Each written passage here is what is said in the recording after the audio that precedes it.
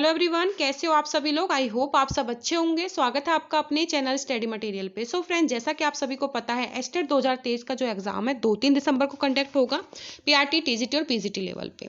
Friend, जो 90 number की तैयारी होती है इन तीनों ही लेवल पे, वो मैं अपने चैनल पर आपको मैराथन क्लासेस के माध्यम से कवर करा रही हूँ। आपका जो सिलेबस रहेगा, मैं आपको बता दूं, सीडीपी साइकोलॉजी जो आपकी 30 नंबर की तीनों ही लेवल पे पूछी जाती है। मैंने एक वीडियो सीडीपी साइकोलॉजी की मैराथन क्लास डाल दी है, जिसमें मैंने एक ही वीडियो में आपके 10 टॉपिक पूरे कराए हैं, जो कि आपके 2023 के अकॉर्डिंग सिलेबस में बताए गए हैं। ठीक है, बचे हुए जो टॉपिक हैं आपकी आने वाली मैराथन क्लासेज में आपको मिल जाएंगे। तो पहली वीडियो आपने नहीं देखी तो आप जरूर देखें, वो बहुत ही ज्यादा इंपॉर्टेंट और बहुत अच्छा रिस्पॉन्स बच्चों का वहां से मिल रहा है। आज की इस वीडियो में मैं हिंदी पेडागोजी को खत्म करने वाली हूँ। हिंदी पेडागोजी और इंग्लिश पेडागोजी के जो टॉपिक है सेम ही दिए हुए हैं। ठीक है, वो इंग्लिश में रहेंगे और ये हिंदी में रहेंगे। तो आपकी जो इंग्लिश है उसके लिए भी इक्वल इंपॉर्टेंस रखेगा। और इसी के साथ बता दो, जो सीडीपी साइकोलॉजी में कुछ टॉपिक हैं जो आपके सेम ही रहने वाले हैं हिंदी पेडागोजी और इंग्लिश पेडागोजी के, तो वहां भी आपको 5 से 6 नंबर की आज की इस वीडियो से हेल्प मिल जाएगी। फ्रेंड्स, जरूर वीडियो को वॉच करना। इसी तरह से मैंने हरियाणा जीके भी आपकी कंप्लीट कराई हुई है, topic wise most important previous question जो पहले एग्जामों में पूछे गए थे और आगे पूछे जाएंगे, उनके माध्यम से सारी मैंने चीजें जो ओवरऑल हरियाणा जीके में पूछी जा सकती हैं, मैंने कोशिश की है 1-2 वीडियो में कवर कराने की। तो मैराथन क्लास आपको मिल जाएंगी, क्योंकि आप सभी को पता है बहुत ही कम समय बचा है। तो कोशिश कीजिए आप मैराथन क्लासेस के माध्यम से ज्यादा रिवीजन कीजिए, प्रैक्टिस कीजिए क्वेश्चंस की। आपका एस्टेट का एग्जाम जरूर निकल जाएगा। ठीक है, तो आज की इस वीडियो की शुरुआत करेंगे, ज्यादा समय वेस्ट नहीं करेंगे। और फ्रेंड्स, अभी तक चैनल को सब्सक्राइब नहीं किया तो चैनल को सब्सक्राइब जरूर कर लेना और वीडियो को लाइक कर दिया करें और कमेंट करके जरूर बताया करें कि आपको वीडियो कैसी लग रही है, क्योंकि मुझे भी अच्छा लगता है जब आप लोग सपोर्ट करते हो। तो मेरा मन करता है मैं आप लिए बेहतरीन से बेहतरीन कंटेंट लाऊं, जिससे आपकी बहुत अच्छे से रिवीजन हो जाए, बहुत अच्छे से आपकी हेल्प हो जाए। तो कमेंट करके जरूर बताया करें। अगर कहीं कुछ गलती हो जाती है तो फ्रेंड्स प्लीज माफ कर देना। ठीक है, क्योंकि मैं अपनी तरफ से बेस्ट करके चल रही हूँ और कुछ मिस्टेक हो जाए तो मैं भी इंसान ही हूँ, आप सभी को पता है। तो आप जरूर इग्नोर करें। तो चलिए आज की इस वीडियो की शुरुआत करेंगे। जय मां सरस्वती। देखिए, आज का जो फर्स्ट टॉपिक रहेगा हिंदी पेडागोजी का, वो रहेगा भाषा अधिगम एवं भाषा अर्जन। ये टॉपिक आपका इंग्लिश में भी मेंशन है, तो वहां आज इस वीडियो को देखोगे आप हिंदी में, फिर इंग्लिश में देखोगे, तो वहां आपको बहुत हेल्प मिलेगी। आज की इस वीडियो को देखने के बाद आपको चीजें ऑलरेडी पता होंगी। ठीक है, बस आप इंग्लिश में चीजों को समझोगे, हिंदी में जो चीज़ें पढ़ी है उनके मीनिंग आप इंग्लिश में समझोगे तो आपको चीज़ें ईजिली कवर हो जाएंगी। कुछ भी अलग से आपको नहीं लगेगा कि हाँ मुझे, तो आपका एक बार वहाँ जब इंग्लिश पढ़ोगे तो रिवीजन ही होने वाला है। ठीक है, तो हिंदी और इंग्लिश में दोनों सेम ही चीज़ें हैं। तो आज की वीडियो बहुत ज़रूरी है, आपको अच्छे से समझना और अच्छे से देखना। तो भाषा अर्जन क्या होता है, सबसे पहले इसको समझेंगे कि भाषा अर्जन क्या होता है। भाषा अर्जन एक ऐसी प्रक्रिया है जिसके अंतर्गत बच्चा अपने आसपास के वातावरण, परिवार में रहकर भाषा को सीखता है। देखो, भाषा अर्जन, भाषा ग्रहण की जा रही है। ठीक है, तो भाषा आप कैसे सीखते हो, आप छोटा बच्चा आपने देखा होगा। ठीक है, छोटा बच्चा होता है वो ऑब्जर्व करता है। ठीक है, बोलते हुए देखता है कि क्या बोला जा रहा है। आपने देखा होगा जैसे कि हमारे परिवार में हिंदी बोली जाती है तो हमारे बच्चे हिंदी बोलते हैं। आप देखोगे अंग्रेज जो होते हैं उनके बच्चे अंग्रेजी क्यों बोलते हैं, क्योंकि उनके पेरेंट्स भी अंग्रेजी ही बोलते हैं। तो जैसा इन्वायरमेंट होता है, जैसा परिवार का इन्वायरमेंट होता है, तो वो ही भाषा अर्जन की करते हैं हमारे बच्चे। ठीक है, तो वो उसी चीज को हम देखेंगे और उसी चीज को हम बोलेंगे। अगर हम कहीं चले जाएं और वहां पे इंग्लिश बोली जा रही है तो हम कुछ दिन ऑब्जर्व करेंगे, सुनेंगे, उस चीज को रिपीट करना शुरू करेंगे, तो हम भी उस भाषा को सीख जाएंगे। तो भाषा अर्जन यही होता है, हम किसी चीज को अपने आसपास वातावरण, परिवार में रहकर भाषा को जो सीख रहे हैं उसको भाषा अर्जन कहते हैं। वह दूसरों का अनुकरण करके, ठीक है, नकल करके, बच्चा भी अनुकरण ही करता है। आप कुछ 2-4 वर्ड कुछ नए बोलिए बच्चे के सामने तो बच्चा उनको फिर कॉपी करेगा। ठीक है, आपकी नकल करेगा और फिर ऐसे उसी तरह से बोलना शुरू कर देगा जैसे कि आप सभी बोल रहे हो। ठीक है, तो आपको ये चीज क्लियर हुई, ये एक प्राकृतिक प्रक्रिया है। ठीक है, नेचुरल प्रक्रिया है ये, इसके लिए कोई भी औपचारिक साधन की आवश्यकता नहीं होती। ठीक है, इसके लिए आपको कुछ भी, देखो बच्चों को कुछ पढ़ना, ग्रामर की जरूरत तो नहीं पड़ती। छोटा बच्चा है ना, उसको हिंदी पढ़ाई जाती है ना उसको क ख ग ए पढ़ाए जाते हैं। सारी चीजें बिल्कुल नेचुरल प्रकार से होती हैं, जैसे ही वो सुनता है ऐसे ही बोलना वो स्टार्ट कर देता है और सारी चीजें वो बोलना सीख जाता है हिंदी में। ठीक है, तो यह एक प्रकार से मातृभाषा या क्षेत्रीय भाषा होती है। तो मातृभाषा बोल दीजिए या क्षेत्रीय भाषा बोल दीजिए, जो आपके आसपास क्षेत्र में, आपके गांव, परिवार, शहर में जो बोली जा रही है उसी को जो है बच्चे ग्रहण करना शुरू कर देते हैं। तो आपको समझ में आया होगा कि भाषा अर्जन क्या है। भाषा एक नेचुरल प्रोसेस है जो हम अपने वातावरण में, एनवायरमेंट में रहकर उसको ग्रहण कर लेते हैं। ठीक है, एज इट इज उसको बोलना शुरू कर देते हैं। तो आई होप कि ये भाषा अर्जन की प्रक्रिया जो है आपको समझ आई होगी। भाषा अर्जन से संबंधित महत्वपूर्ण बिंदु है वो आप पढ़ लीजिए। भाषा अर्जन अर्जुन नहीं है, ये अर्जन है। ठीक है, भाषा अर्जन की प्रक्रिया सहज और स्वाभाविक होती है। बिल्कुल होती है, इजिली तरीके से सीख जाते हैं, ऐसा नहीं ज्यादा प्रयास करना पड़ता है। ठीक है, सहज और स्वाभाविक रूप से हम सीख जाते हैं। इसमें कोई भी व्याकरण की जरूरत नहीं पड़ती, बिल्कुल नहीं पड़ती है। आप जब आपके छोटे बच्चे घर में भाषा को सीखते हैं तो क्या वो व्याकरण को सीखते हैं? नहीं सीखते हैं ना, वो कुछ नहीं सीखते हैं कि जिससे व्याकरण सीखे फिर उनको क्या है भाषा समझ में आए। तो ऐसा जरूरी नहीं है, जैसे कि इंग्लिश को सीखने के लिए हमें ग्रामर को समझना जरूरी है तभी हम इंग्लिश पढ़ पाएंगे, तो ये चीज भी पूरी तरह से गलत है। अगर हम ऐसे इन्वायरमेंट में चले जाएं जहाँ पे इंग्लिश बोली जा रही है तो कुछ दिनों में हम बिना ग्रामर के इंग्लिश सीख जाएंगे। तो इसीलिए जो भाषा अर्जित की जा रही है ना जो भाषा, उसके लिए हमें ग्रामर की जरूरत नहीं पड़ती है। ठीक है, और भाषा सीखने के लिए हमें भाषा की जो ग्रामर है उसको पढ़ना पड़ता है। तो भाषा अर्जन के लिए हमें किसी भी प्रकार की ग्रामर की जरूरत नहीं पड़ती है। भाषा अर्जन में सर्वाधिक महत्व परिवार व समाज का होता है। बिल्कुल होता है, परिवार जहाँ पे एक मनुष्य रहता है, ठीक है, अपना ज्यादा से ज्यादा समय गुजारता है, जिस परिवार में जिस समाज में, तो वहां से इफेक्ट पड़ता है। तो वहां जिस परिवार में समाज में जो भाषा बोली जाती है वही भाषा हम अर्जित कर लेते हैं। तो भाषा जो अर्जन है उसमें सबसे महत्वपूर्ण भूमिका होती है परिवार की व समाज की। आई होप कि पॉइंट क्लियर हुए होंगे, मोस्ट इंपोर्टेंट, और यहाँ से क्वेश्चन बन जाएगा। उसके बाद जो रहेगा भाषा अधिगम। देखो भाषा अधिगम क्या होता है, लर्निंग क्या होती है। अधिगम का तात्पर्य होता है सीखना। ठीक है, अभी भाषा की अर्जन की बात की जा रही थी, जो अर्जित कर रहे थे हम अपने आप ही सीख गए थे। अब भाषा सीखना, किसी भाषा को आप सीखने से, कि आप हिंदी बोलते हो, आप चाहते हो कि हम इंग्लिश बोलना सीखे, तो हिंदी तो आप नेचुरल प्रोसेस से सीख गए क्योंकि आपके घर परिवार में आसपास में बोली जाती थी हिंदी, तो आप इजिली तरीके से सीख गए, ना कोई ग्रामर की जरूरत आपको पड़ी। आपने कॉपी किया, नकल किया, एनवायरमेंट में बोली जा रही थी, सुना और उसको बोला। लेकिन आप चाहते हो कि इंग्लिश बोले, आपके परिवार में, आपके समाज में, आपके विद्यालय में हिंदी बोली जा रही है और आप चाहते हैं क्या कि इंग्लिश हम सीख जाएं। तो उसके लिए आपको क्या करना पड़ेगा, भाषा अधिगम हुई होता है कि आप कुछ सीखना चाहते हो। अधिगम का तात्पर्य है सीखना। किसी भी प्रकार के अधिगम की प्रक्रिया जीवन भर चलती है। देखो सीखना क्या है, सीख आप जिंदगी भर हो ना, जिंदगी भर कुछ ना कुछ सीखते रहते हैं, ऐसा नहीं है।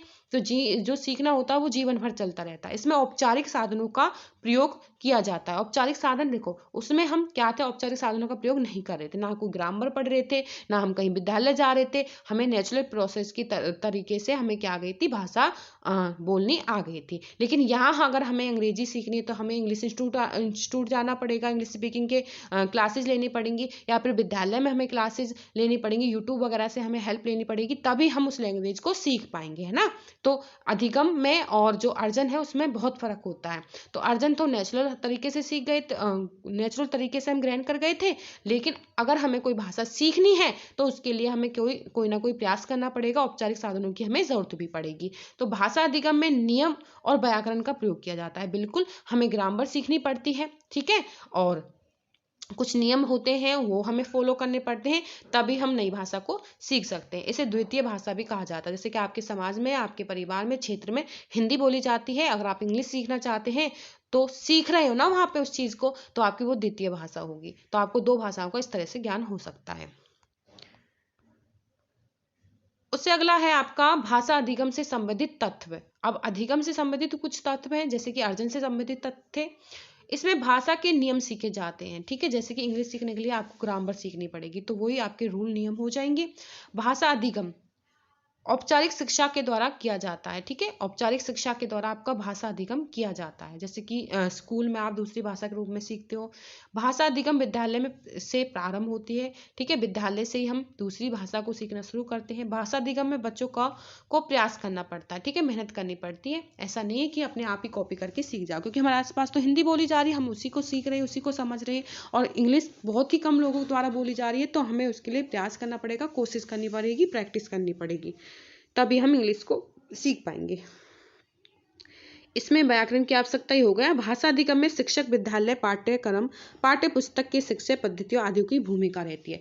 तो अगर आप दूसरी भाषा सीख रहे हो ना, तो उसके लिए आपको शिक्षक की आवश्यकता होगी, पाठ्यक्रम की आवश्यकता होगी, पुस्तकों की आवश्यकता होगी, तो बहुत ज्यादा आपको चीजों की आवश्यकता होगी, तभी आप द्वितीय भाषा को सीख पाओगे, है ना। तो अधिगम अर्जन वो होता है जो अपने आप सीख रहे हो, ठीक है, जिसमें आपको कुछ प्रयास नहीं करना पड़ रहा, आप देख रहे हो, सुन रहे हो, नकल कर रहे हो और चीजों को सीख रहे हो। लेकिन अधिगम वो होता है, किसी भाषा अधिगम उसको कहते हैं जिसके लिए हमें प्रयास करना पड़ रहा, हम खुद चाहते हैं उस चीज को सीखना, तो वहां पे हम भाषा अधिगम उस चीज को कहेंगे। आगे आपके अधिगम के प्रकार। अधिगम के प्रकार का पहला जो पॉइंट रहेगा क्रियात्मक अधिगम। क्रियात्मक अधिगम क्या होता है? क्रियात्मक अधिगम में सीखने के लिए क्रियाओं के स्वरूप और क्रियाओं की गति पर ध्यान दिया जाता है। ठीक है, अगला पॉइंट है शाब्दिक और वाचिक अधिगम।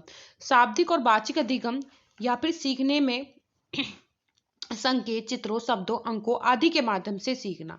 ठीक है, तो शाब्दिक क्या होता है, वाचिक अधिगम क्या होता है, जिसमें हम संकेतों के द्वारा, चित्रों के द्वारा, शब्दों के द्वारा, अंकों के आदि के माध्यम से सीख जाते हैं, तो वो हमारा शाब्दिक या वाचिक अधिगम कहलाएगा। ठीक है, क्रियात्मक अधिगम वो होगा जिसमें क्रियात्मक अधिगम जिसमें क्रियाओं के द्वारा गति पर हम ध्यान देकर क्रियाएं करके कुछ सीखेंगे, तो वो क्रियात्मक अधिगम होगा। अधिगम का मतलब सीखना होता है, क्रियाओं के द्वारा सीख रहे हैं तो क्रियात्मक अधिगम, और शब्दों के द्वारा, चित्रों के द्वारा, अंकों के द्वारा, संकेतों के द्वारा सीखा जा रहा है तो वो शाब्दिक या फिर वाचिक अधिगम के अंतर्गत आएगा। एक होता है विचारात्मक अधिगम। विचारात्मक अधिगम में व्यक्ति समाज में दैनिक जीवन के अनुभवों को देखकर या फिर सुनकर या फिर उन पर विचार करके समाज से सीखता है। तो ये अधिगम के 3 प्रकार थे, आपको याद रखने हैं। पहला था क्रियात्मक अधिगम जिसे क्रियाओं के माध्यम से सीखा जा रहा है। दूसरा शाब्दिक या फिर वाचिक अधिगम, शब्दों के द्वारा, चित्रों के द्वारा, अंकों के द्वारा आदि के माध्यम से सीखा जा रहा है। विचारात्मक विचार अधिगम जिसमें व्यक्ति समाज में अपने दैनिक जीवन अनुभवों को देखकर या सुनकर और या फिर विचार करके आदि चीजों के द्वारा कुछ ना कुछ सीखा जा रहा है। तो ये इस तरह से अधिगम के प्रकार हो जाएंगे। आगे चलते हैं थोड़ा।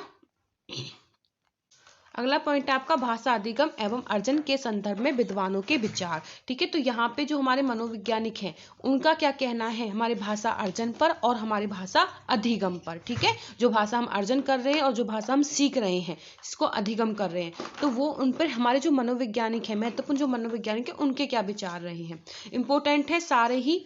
तो एस्टेट के एग्जाम में बेसिक टू एडवांस सारी चीजें ली है मैंने, जो हिंदी पेडागोजी में आपसे पूछ ली जा सकती हैं। रीट एग्जाम हुआ, आपका सीटेट एग्जाम हुआ, ठीक है, तो सभी में मैंने सारी चीजें, जैसे हिंदी पेडागोजी उनमें आती है तो उनमें बेसिक से बेसिक चीज और एडवांस से एडवांस चीज मैंने देखकर यहाँ पे इंक्लूड किया। इससे बाहर कुछ भी नहीं है हिंदी पेडागोजी में, तो यहाँ पे आपको सारी चीजें देखने को मिल जाएंगी। ठीक है, तो ये एक वीडियो कर लेना हिंदी पेडागोजी का। इसी तरह से इंग्लिश में ट्रांसलेट करके देखे तो सेम यही चीजें आपको क्या होंगी, इंग्लिश में होंगी। तो इसी वीडियो को, इन्हीं सारी चीजों को इंग्लिश ट्रांसलेट करके हम इंग्लिश पेडागोजी के रूप में आपके सामने रखेंगे। एक इंग्लिश पेडागोजी आपके लिए आएगी जिसमें आपकी इंग्लिश पेडागोजी खत्म हो जाएगी। ठीक है, और इन्हीं में से 4-5 टॉपिक ऐसे हैं जो आपकी साइकोलॉजी, जो CDP सेक्शन है 30 नंबर का, ठीक है, जो तीनों में कॉमन रहेगा, PRT, TGT, PGT में, वहां पे पूछे जाएंगे। तो आपके लिए यहाँ से बहुत ज़्यादा हेल्प मिलेगी। मतलब 8 से 7-8 नंबर आपके इसी एक वीडियो से CDP में भी आपके हेल्पफुल हो जाएंगे।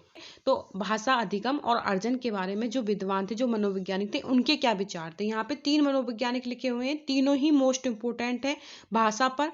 ठीक है, कि भाषा अर्जन और जो भाषा अधिगम होती है उसके संदर्भ में इनका क्या कहना था। ये line as it is exam में आएंगी और आपको पता होनी चाहिए ये लाइन किस मनोवैज्ञानिक की है। अच्छे से समझ लीजिए, बायगोस्की, यहाँ पे बायगोस्की लिखा हुआ है। ठीक है, अच्छे से ठीक कर लेना।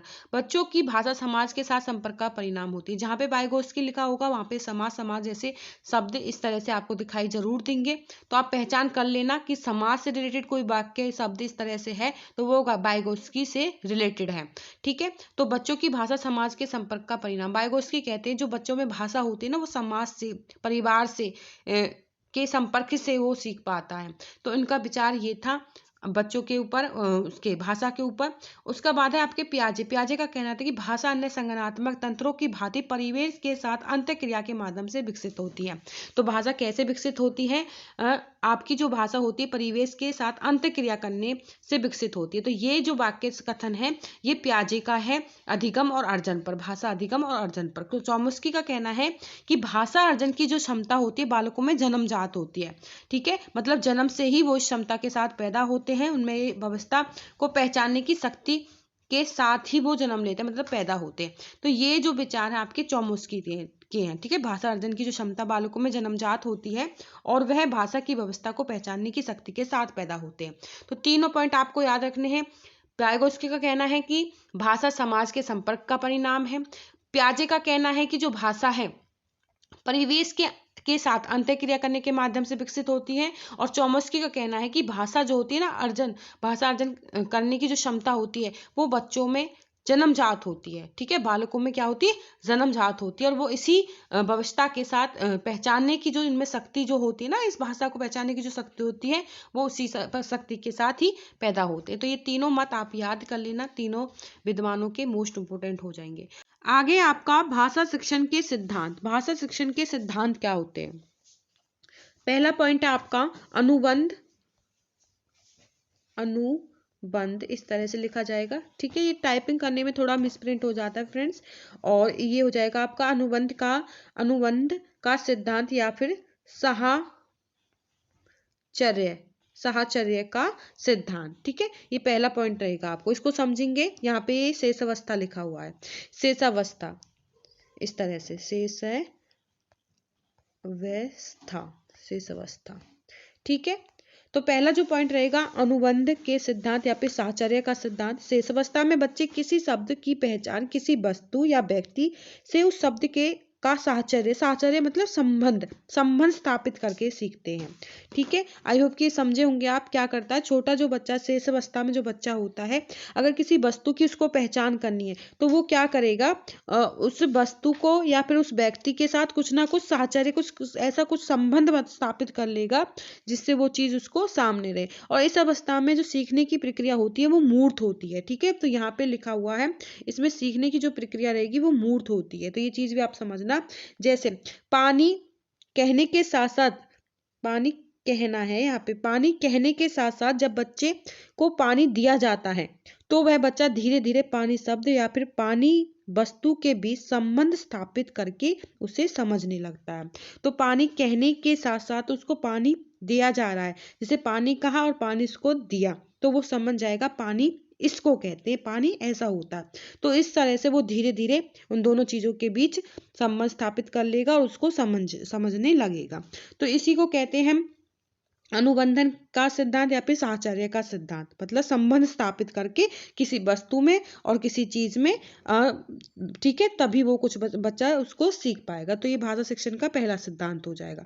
अगले सिद्धांत को सीखेंगे हम। अगला होता है अनुकरण का सिद्धांत। तो अनुकरण का सिद्धांत क्या होता है? इस सिद्धांत का प्रयोग बालक के आरंभिक शिक्षा में प्रभावी होता है। ठीक है, जो उसकी स्टार्टिंग की जो शिक्षा होती है ना, उसमें ये प्रभावी होता है, उसमें इसका लाभ होता है। इसके अंतर्गत बालक अपने परिवार, समाज आदि का अनुकरण मतलब नकल करके सीखता है। इस तरह के अधिगम में भाषा का गुण दोष समाज परिवार आदि पर निर्भर होता है। ठीक है, तो इसमें क्या होता है, जो भाषा सीखने का जो अधिगम होता है, जो सीखी जाती है भाषा, तो उसमें जो गुण दोष समाज परिवार आदि इन सारी चीजों पर निर्भर होता है। तो समाज से सीखता है और परिवार से सीखता है, तो ये सारी चीजें उन्हीं पर डिपेंड हो जाती हैं। तो अनुकरण द्वारा सीखेगा, नकल करके सीखेगा। इसलिए जो भी कुछ अपने परिवार में कर रहे, छोटे बच्चों के सामने सोच समझ के करें। जैसा आप करोगे छोटे बच्चे भी उसी चीज को नकल करेंगे, कॉपी करेंगे और ऐसा ही बिहेव करेंगे आपके साथ, और उन्हीं चीजों को वो सीखेंगे, उसी तरह की भाषा वो सीखेंगे जैसा कि आप करोगे। ठीक है, तो इस तरह से बच्चे सीखते हैं। अगला पॉइंट है आपका, यहाँ पे ये अगला पॉइंट रहेगा। ठीक है, और इस पॉइंट का नाम नहीं लिखा यहाँ पे, तो इस पॉइंट का जो नाम रहेगा वो रहेगा आपका यहाँ से अभिप्रेरणा। थर्ड पॉइंट रहेगा ये यहाँ से, अभिप्रेरणा एवं रुचि का सिद्धांत। रुचि का सिद्धांत, अभिप्रेरणा एवं रुचि का सिद्धांत। ठीक है, देखिए इस पॉइंट को करते हैं। अभिप्रेरणा एवं रुचि का सिद्धांत क्या कहता है? इसमें बालक का शिक्षा के प्रति रुचि और उत्साह उसे सीखने के लिए प्रेरित करता है ना। जो बच्चे की क्या रुचि है, कितना उसे उत्साह है, तो जितनी उसे रुचि है और उत्साह है वो उतनी तीव्र गति से उस चीज को सीखेगा। ठीक है, तो इस चीज को उसको प्रेरित करती है। अतः शिक्षण संबंधी पाठ्य सामग्री, पाठ्य पुस्तक आदि का निर्माण व चयन बच्चों के रुचि के अनुसार होना चाहिए, है ना। तो जो बच्चों को सिखाने के लिए जो पुस्तकें होती हैं, पाठ्य सामग्री जो होती है, वो बच्चों की रुचि के अनुसार होनी चाहिए, ताकि बच्चा रुचि होगी तभी बच्चा उस चीज को सीखेगा। उसे सदैव सीखते रहने के लिए हमें क्या करना चाहिए? मोटिवेट करना चाहिए, अभिप्रेरित करते रहना चाहिए। तो अभिप्रेरणा एवं रुचि का सिद्धांत ये कहता है। ठीक है, तो ये अभिप्रेरणा एवं रुचि का सिद्धांत हो गया। तो यहाँ पे आपके 3 पॉइंट, ये आपका 4 पॉइंट रहेगा क्रियाशीलता का सिद्धांत। अब क्रियाशीलता का सिद्धांत क्या कहता है फ्रेंड्स, ये समझिए। यह सिद्धांत करके सीखने पर बल देता है। कैसे बल देता है, ये बल लिखा है यहाँ पे, करके सीखने पर, मतलब खुद से चीजों को करेगा जब बच्चा, तभी अच्छे से वो सीखेगा। जब बालक किसी कार्य को स्वयं करके सीखता है तो वह उसे जल्दी और आसानी से सीख वह समझ जाता है। ठीक है, अतः बालकों को सदैव खुद से करके सीखने के लिए हमें क्या करना चाहिए, प्राप्त अवसर देने चाहिए। ठीक है, प्राप्त अवसर कराया होना चाहिए आपका। थर्ड पॉइंट रहेगा आपका क्रियाशीलता का सिद्धांत। यह सिद्धांत करके सीखने पर बल देता है। ठीक है, तो यहाँ पे बल लिखा है। जब बालक किसी कार्य को स्वयं करके सीखता है, ठीक है, तो वह उसे जल्दी और आसानी से सीख लेता है। अतः बालकों को सदैव खुद से काम करके सीखने के लिए हमें क्या देना चाहिए, प्राप्त अवसर उपलब्ध कराने चाहिए। तो यहाँ पे जो क्रियाशीलता का सिद्धांत कहता है वो कहता है कि बच्चे खुद से करके अच्छे से सीख लेते हैं तो उनको प्राप्त अवसर हमें उपलब्ध कराने चाहिए, जिससे बच्चा उसको चीज को जल्दी सीखेगा और आसानी से सीख लेगा। तो क्रियाशीलता का सिद्धांत में ये चीज हो जाएगी। अगला जो सिद्धांत रहेगा मोस्ट इंपोर्टेंट रहेगा अभ्यास का सिद्धांत।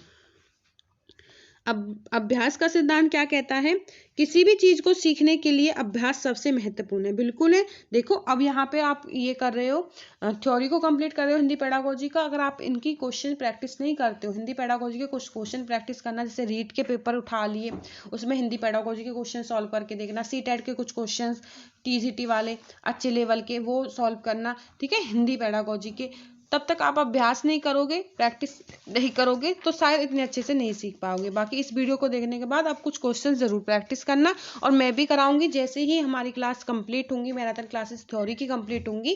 ठीक है, क्योंकि टाइम रहेगा, इससे 5-6 दिन रहेंगे, तो हम क्या करेंगे, प्रैक्टिस क्लासेस डालेंगे जिसमें प्रीवियस ईयर क्वेश्चन की प्रैक्टिस करेंगे। साइकोलॉजी की हो गई, पेडागोजी हिंदी की हो गई, इंग्लिश की हो गई, तो इस तरह से हम क्वेश्चन प्रैक्टिस भी करेंगे। तो सारी चीजें मैं कोशिश करूंगी हर एक चीज आपको उपलब्ध कराई जाए एग्जाम से पहले। तो चैनल को सब्सक्राइब जरूर करें और बेल आइकन को क्लिक कर लें, जिससे नोटिफिकेशन आता रहे, हर एक वीडियो का नोटिफिकेशन आपको सबसे पहले मिल जाए, है ना। तो अभ्यास का सिद्धांत आपको समझ में आया। तो अभ्यास बहुत जरूरी है करना। तो अभ्यास सबसे महत्वपूर्ण होता है क्योंकि उसी से वह हमारे व्यवहार में आती है। ठीक है, और भाषा प्रयोग के अधिक से अधिक अवसर मिलने से बच्चों का भाषा विकास जल्दी हो जाता है। ठीक है, मिटाने से नहीं, मिलने से। उसके बाद जो अगला सिद्धांत रहेगा वो रहेगा आवृत्ति का सिद्धांत। इसमें क्या होता है, भाषा सीखने में आवृत्ति का बहुत महत्व होता है। सीखी हुई बात को जितना अधिक दोहराया जाएगा, आवृत्ति की जाएगी, उतने ही अधिक देर तक हमें वो चीज याद रहेगी। इसलिए भाषा शिक्षण में पुनरावृत्ति पर विशेष ध्यान दिया जाना आवश्यक है। तो ये एक सिद्धांत हो जाएगा आवृत्ति का सिद्धांत। ठीक है, मोस्ट इंपोर्टेंट सिद्धांत करा रही हूं मैं, और भाषा के जो ये सिद्धांत है, शिक्षण के जो सिद्धांत है, एग्जाम में जरूर पूछे जाएंगे आपके हिंदी पेडागोजी के अंदर और इंग्लिश पेडागोजी के अंदर। अगला जो पॉइंट है आपका वो हो जाएगा आपका अनुपात और क्रम का सिद्धांत। अनुपात और क्रम का सिद्धांत क्या कहता है, भाषा कौशल के चारों पारूप क्या होते हैं, भाषा कौशल जो होते हैं, श्रवण, वाचन, पठन और एवं जो होता है आपका लेखन, ये 4 कौशल होते हैं। ध्यान रखना, श्रवण, वाचन, पठन एवं लेखन में निपुणता के लिए अभ्यास क्रम में समान अनुपात बनाए रखने पर जोर देता है। तो भाषा अनुपात का जो क्रम रहेगा, जो हमारे 4 कौशल होते हैं, इनमें समान अभ्यास क्रम के समान अवसर अनुपात पर जोर रखता है। मतलब कि इस अनुपात से करना है और इस क्रम से करना है। ठीक है, तो ये 4 कौशलों पे ये चीज आपको याद रखनी है। तो आई होप ये आपको भाषा के सिद्धांत जो थे आपको समझ में आए होंगे। पहला सिद्धांत हमने किया था अनुबंध सिद्धांत या फिर साहचर्य का सिद्धांत जिसको हम कहते हैं। ठीक है, जिसमें बच्चे वस्तु में, व्यक्ति में संबंध स्थापित करके सीखता है। अनुकरण का सिद्धांत नकल करके, कॉपी करके सीखता है। अभिप्रेरणा एवं रुचि का सिद्धांत क्या होता है, बच्चों को अभिप्रेरित किया जाना चाहिए, मोटिवेट रखना चाहिए। अगर बच्चे को रुचि रहेगी तभी वो सीखेगा, इसलिए उसको पाठ्य पुस्तक ऐसी उपलब्ध कराएं जिनमें उनकी रुचि रहे। क्रियाशीलता का सिद्धांत क्या रहेगा, किसी कार्य को खुद से करेगा। ठीक है, अपने हाथों से करेगा, खुद से सीखने पर बल देगा, तभी वो क्या है, अच्छे से सीख पाएगा। इसलिए उसको प्राप्त अवसर भी उपलब्ध कराने चाहिए, खुद से करने के उसको मौके दिए जाने चाहिए। तो वो होता है क्रियाशीलता का सिद्धांत। अभ्यास का सिद्धांत, अभ्यास करें, जब तक प्रैक्टिस नहीं करोगे चीजों को नहीं सीख पाओगे। आवृत्ति का सिद्धांत, बार बार उस चीज को रिपीट किया जाए, दोहराया जाए, ताकि उसको लंबे समय तक हम याद रख पाए। अनुपात क्रम का सिद्धांत, 4 कौशल पर अनुपात क्रम से चलेगा, श्रवण, वाचन, पठन एवं लेखन। निपुणता के लिए अभ्यास क्रम में समान अनुपात बनाए रखना, इस 25 पे जोर देता है अनुपात एवं क्रम का सिद्धांत। आई होप कि ये सिद्धांत आपको समझ में आए होंगे। मैंने एक बार फिर से रिपीट कर दिए थे क्योंकि रिवीजन दोबारा से करा दिया है इन चीज़ों का, तो जिससे आप ना भूलें। अभी एक बार इस वीडियो को देखें और एग्जाम से पहले एक बार जरूर इस वीडियो को देखें। 2 बार अगर वीडियो को देखते हैं और क्वेश्चन प्रैक्टिस करते हैं पेडागोजी के, तो इसके अलावा आपको कुछ भी हिंदी पेडागोजी में करने की जरूरत नहीं पड़ेगी। ठीक है, अगला चलते हैं भाई हम। अगला है हमारा भाषा शिक्षण के उपागम। तो भाषा शिक्षण के उपागम, अभी तक हमने भाषा शिक्षण के सिद्धांत किए थे, अब हम करने वाले हैं भाषा शिक्षण के उपागम क्या होते हैं। ठीक है, ये आपका 3rd टॉपिक रहेगा। टॉपिक 22 लगा लीजिए या फिर कुछ भी समझ लीजिए, मैंने कंप्लीट चीजें ले ली हैं। ठीक है, इस तरह से टॉपिक्स डाल के, तो यहाँ पे आ गया आपका टॉपिक अगला, भाषा शिक्षण के उपागम।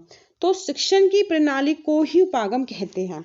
जो शिक्षण की प्रणाली है ना, उसी को क्या कहते हैं, उपागम कहते हैं। उपागम को अंग्रेजी में अप्रोच कहते हैं। इस चीज को समझ लेना, अप्रोच।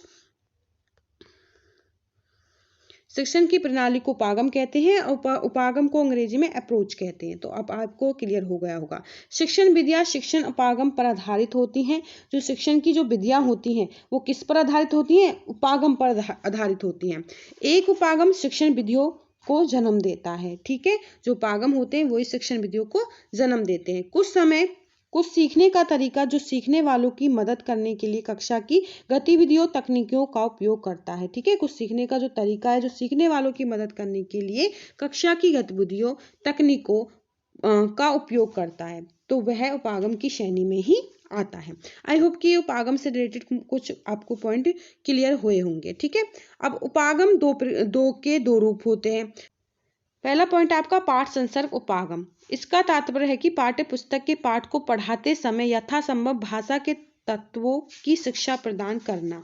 ठीक है, आपका क्या हो जाएगा, पाठ संसर्ग उपागम हो जाएगा। ठीक है, तो आप इस चीज को अच्छे से समझना। शब्दों के अर्थ, बोध, रचना, विशिष्ट शब्दों का ज्ञान कराया जाता है पाठ संसर्ग उपागम में, और यह उपागम शब्द शिक्षण की दृष्टि में विशेष उपयोगी होता है, क्योंकि पाठ पढ़ाते समय स्वाभाविक रूप से शिक्षण जो शब्द होते हैं उनके हमको अवसर मिलते हैं, तो इसलिए ये जो है इम्पोर्टेंट हो जाता है। ठीक है, तो आपको यह पॉइंट याद रखना है। इसका तात्पर्य है कि पाठ्य पुस्तक को पढ़ाते समय यथासंभव भाषा के तत्वों की शिक्षा प्रदान करना, पाठ संसर्ग उपागम हो जाएगा। अगला जो पॉइंट होता है, पहला होगा पाठ संसर्ग उपागम, दूसरा होता है बी, इसको कहते हैं रचना शिक्षण उपागम, और इसके 2 पॉइंट होते हैं, एक लिखित एक मौखिक। ठीक है, तो पहले रचना शिक्षण उपागम के बारे में समझेंगे क्या होता है। इसमें भाषिक तत्वों के ज्ञान व प्रयोग का प्रचुर क्या मिलता है, हमको अवसर मिलता है। प्रचुर मतलब अधिक अवसर मिल जाता है। इसमें भाषिक तत्वों के ज्ञान व प्रयोग का प्रचुर अवसर मिलता है। रचना शिक्षण वस्तु अर्जित ज्ञान के प्रयोगात्मक अभ्यास का उपागम है। इसके 2 पॉइंट होते हैं, रचना के 2 रूप होते हैं, मौखिक और लिखित। ठीक है, देखो मौखिक क्या होता है, लिखित क्या होता है, इनके बारे में थोड़ा सा समझ लीजिए, आपको पता होगा। मौखिक तो वही होगा, मौखिक रचना के जो रूप में आता है, वार्तालाप करना, वर्णन, भाषण, संवाद, वाद विवाद करना, समाचार, दर्शन, कविता, विचार, इस तरह से तो मौखिक रचना है। और लिखित रचना में व्याकरण का सार, पत्र लेखन, निबंध, कहानी, तो ये लिखित रचना के रूप में आते हैं। तो रचना के 2 प्रकार होते हैं, एक मौखिक और एक लिखित। ठीक है, तो लिखित जो रहेगा चीज से आपके क्या हो गए, पत्र लेखन, निबंध हो गए, कहानी हो गई, तो लिखित रचना के रूप में आएंगे। और जो भाषण हो गए, संवाद, वाद विवाद, ये सारी चीजें आपके वार्तालाप, ये मौखिक रचना के रूप में आ जाएंगे। ठीक है, तो उसके बाद आपका है भाषाई कौशल। भाषाई कौशल क्या होता है, तो भाषाई कौशल सबसे पहले तो इसको ऐसे लिखा जाएगा, भाषाई कौशल नहीं, दक्षता, भाषाई कौशल, हाँ भाषाई कौशल, ठीक है, भाषाई कौशल, भाषाई कौशल। ठीक है, इसको समझते हैं भाषाई कौशल क्या होता है। देखो भाषा कौशल के बारे में थोड़ा सा समझे पहले। भाषा कौशल, मनुष्य एक सामाजिक प्राणी है और समाज में अन्य व्यक्तियों के संप्रेषण स्थापित करने के लिए वह बोलकर, याद लिखकर अपने भावों को एवं विचारों को अभिव्यक्त करता है ना।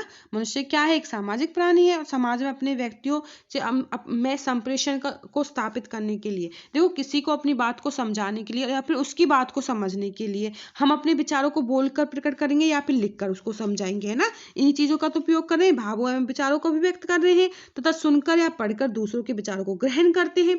तो ये चीज आई आपको समझ में। अगर आप किसी को अपने विचारों को समझा रहे हो तो कैसे समझाओगे, तो बोलोगे या फिर लिखोगे, और किसी की चीजों को आप ग्रहण कर रहे हो, है ना, किसी की चीजों का आप ग्रहण करे शब्दों को या तो सुनोगे या फिर पढ़ोगे तो उसको ग्रहण करना कहते हैं। इस प्रकार भाषा के दो अभिव्यक्तात्मक कौशल होते हैं, ठीक है, बोलना और लिखना। इन दोनों के माध्यम से हम अपने विचारों को अभिव्यक्त कर सकते हैं, ठीक है। तो आपको समझ में आया, बोलना और लिखना अभिव्यक्तात्मक कौशल होते हैं और भाषा के दो ही ग्रहणात्मक होते हैं। दो आपके अभिव्यक्त करने के कौशल होते हैं, दो ग्रहण करने के कौशल होते हैं। अभिव्यक्त कर रहे हो किसी को बोलकर बताओगे या लिख कर बताओगे, है ना, और ग्रहण कर रहे हो तो किसी को आप क्या करोगे, सुनोगे या फिर पढ़ोगे। तो ये आपके ग्रहणात्मक कौशल होते हैं। 4 कौशल होते हैं, अच्छे से इन क्वेश्चंस को हम समझेंगे। भाषा कौशल की 4 प्रकारों में विभाजित किया गया है। श्रवण कौशल, सुनकर या ग्रहण करके, ठीक है, श्रवण कौशल हो जाएगा। वाच क्रिया एवं मौखिक अभिव्यक्ति कौशल, विचारों को बोलकर व्यक्त करने का कौशल आपका वाच क्रिया मौखिक अभिव्यक्ति कौशल हो जाएगा।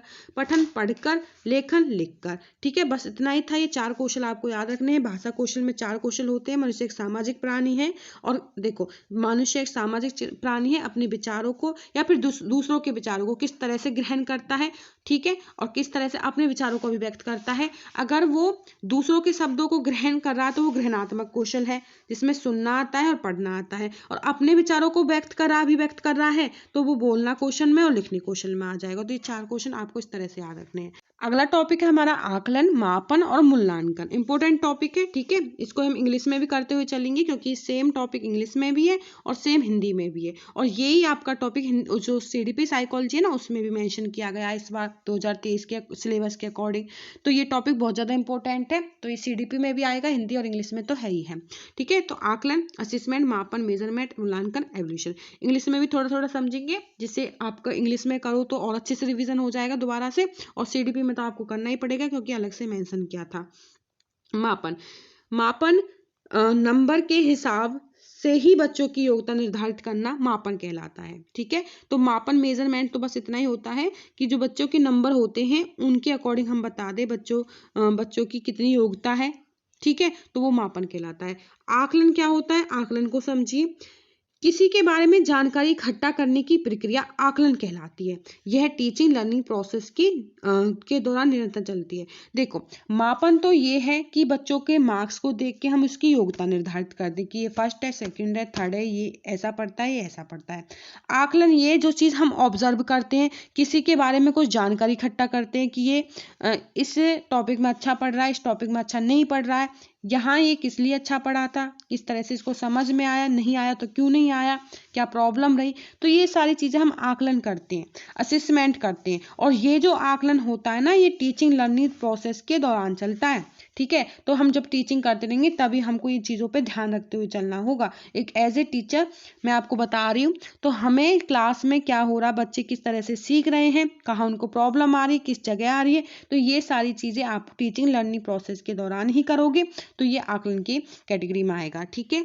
अब उसके बाद चलेंगे, आकलन 2 प्रकार के होते हैं, तो इंपॉर्टेंट आकलन रहेगा क्योंकि टीचिंग लर्निंग प्रोसेस के साथ साथ चल रहे हैं, ठीक है। पहला होता है आपका रचनात्मक आकलन, फॉर्मेटिव असेसमेंट जिसको कहते हैं। एक होता है योगात्मक आकलन, समेटिव असेसमेंट जिसको कहते हैं।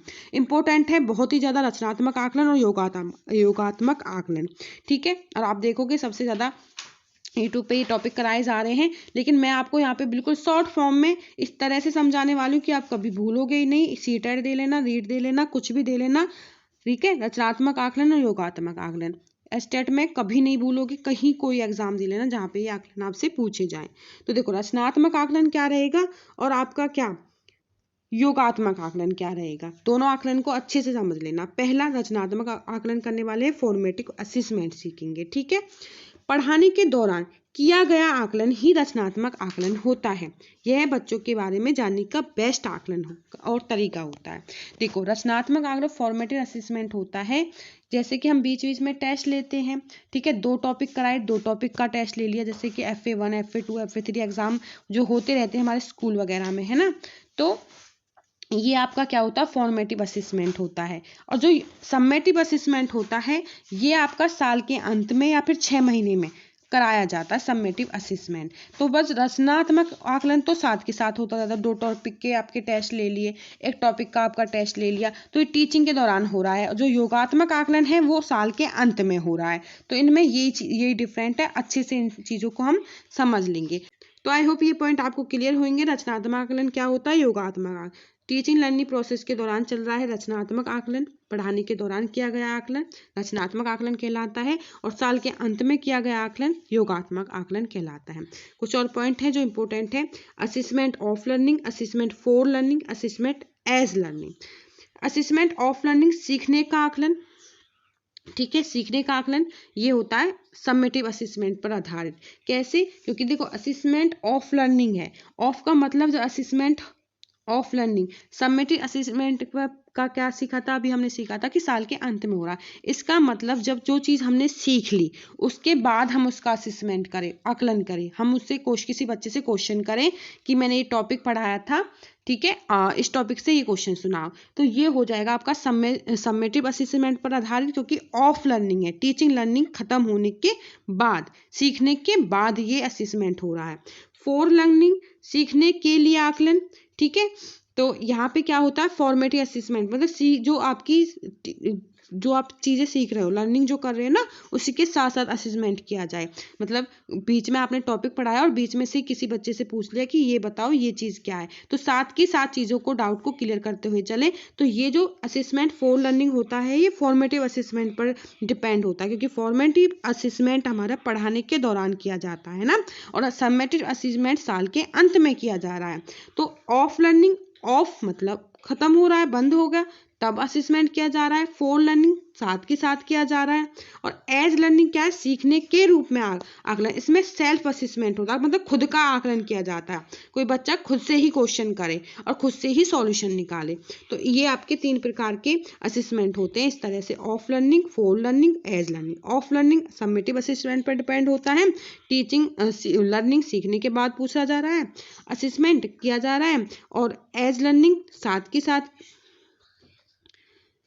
ठीक है। तो assessment of learning summative assessment पर डिपेंड है, assessment for learning formative assessment पर डिपेंड है, और असेसमेंट एज लर्निंग जो खुद का आकलन किया जाता है सेल्फ असेसमेंट हो जाएगा। ठीक है, आपको क्लियर हुआ होगा। एवोल्यूशन मूल्यांकन क्या होता है, किसी विषय, वस्तु, व्यक्ति आदि के गुण दोषों का विवेचन करके उसके संबंध में सही निर्णय करना मूल्यांकन कहलाता है। देखो एवोल्यूशन मूल्यांकन, अब मूल्यांकन को समझिए क्या होता है। किसी विषय, वस्तु, व्यक्ति आदि के गुण दोषों का विवेचन करके उसके संबंध में सही निर्णय लेना, मतलब सारी चीजों को देखने के बाद, ऑब्जर्व करने के बाद, ठीक है, किसी विषय पर, वस्तु पर, व्यक्ति के आदि गुण दोष, सारी चीजों को देखने के बाद अंत में कोई निर्णय लिया जाता है तो उसको हम मूल्यांकन कहते हैं। ठीक है, और ये मात्रात्मक भी होता है और ये आपका गुणात्मक भी, दोनों प्रकार का होता है। आई होप ये पॉइंट क्लियर हुआ होगा। ठीक है, याद रखना मूल्यांकन। अब दूसरा पॉइंट जो होता है मूल्यांकन में, वो होता है सतत मूल्यांकन। क्या होता है सतत या फिर व्यापक मूल्यांकन, जिसको कहते हैं CCE। CCE की फुल फॉर्म याद रखना, कॉन्टिन्यूअस कंपेरिजन एवोल्यूशन। ठीक है, तो ये सतत मूल्यांकन होता है। राष्ट्रीय शिक्षा नीति 1986 के अनुसार सतत और व्यापक मूल्यांकन, जिसमें मूल्यांकन के शैक्षिक और गैर शैक्षिक दोनों पहलू शामिल हैं, है ना, जो शिक्षा की संपूर्ण अवधि के लिए संपूर्ण अवधि पर जोर देती है। ठीक है, तो सतत मूल्यांकन जो CC कंटिन्यूअस कंपेरिजन एवोल्यूशन जो आपका होगा उस पर आपका क्या होगा, डिपेंड होगा। तो राष्ट्रीय शिक्षा नीति की बात हुई है इसमें 1986 के अनुसार सतत और व्यापक मूल्यांकन, जिसमें मूल्यांकन के शैक्षिक और गैर शैक्षिक दोनों पहलू शामिल होंगे, तो वो आपका कौन सा हो जाएगा, सतत और मूल्यांकन हो जाएगा। आई होप कि ये पॉइंट भी आपको क्लियर हुआ होगा। ठीक है, तो एवोल्यूशन क्या होता है और सतत और व्यापक मूल्यांकन ये क्या होता है, CCE क्या होता है, इसमें ये सारी चीजें हमने की हैं। तो मूल्यांकन की कुछ विशेषताएं होती हैं कि मूल्यांकन की क्यों होता है, क्या विशेषता है, तो इंपॉर्टेंट है। एक होता है वैधता, एक होता है विश्वसनीयता, एक होता है व्यावहारिकता, एक होता है वस्तुनिष्ठता, एक होता है व्यापकता। तो इन पॉइंट्स को जरूर याद कर लेना, बहुत इंपॉर्टेंट है। मूल्यांकन की विशेषता एग्जाम में पूछी जाएंगी, ठीक है, और पूछी जाती हैं। वैधता क्या होता है, वैलिडिटी जिसको कहते हैं। वैध मूल्यांकन वह होता है जो वास्तव में उसी बात का परीक्षण करे जिसके बारे में जानना चाहता है। ठीक है, जैसे कि अब हम पेडागोजी पढ़ रहे हैं तो हमें जानना है, हमें इस चीज का पता करना है कि ये जो एग्जाम में जो ये स्टूडेंट कैंडिडेट है, जो एग्जाम देने वाला है, इसमें ये योग्यता है, टीचर बनने की योग्यता है या नहीं है, तो वो टीचिंग से रिलेटेड ही क्वेश्चन पूछे। ऐसा ना हो टीचिंग को छोड़ के कुछ और ही एग्जाम में पूछ ले।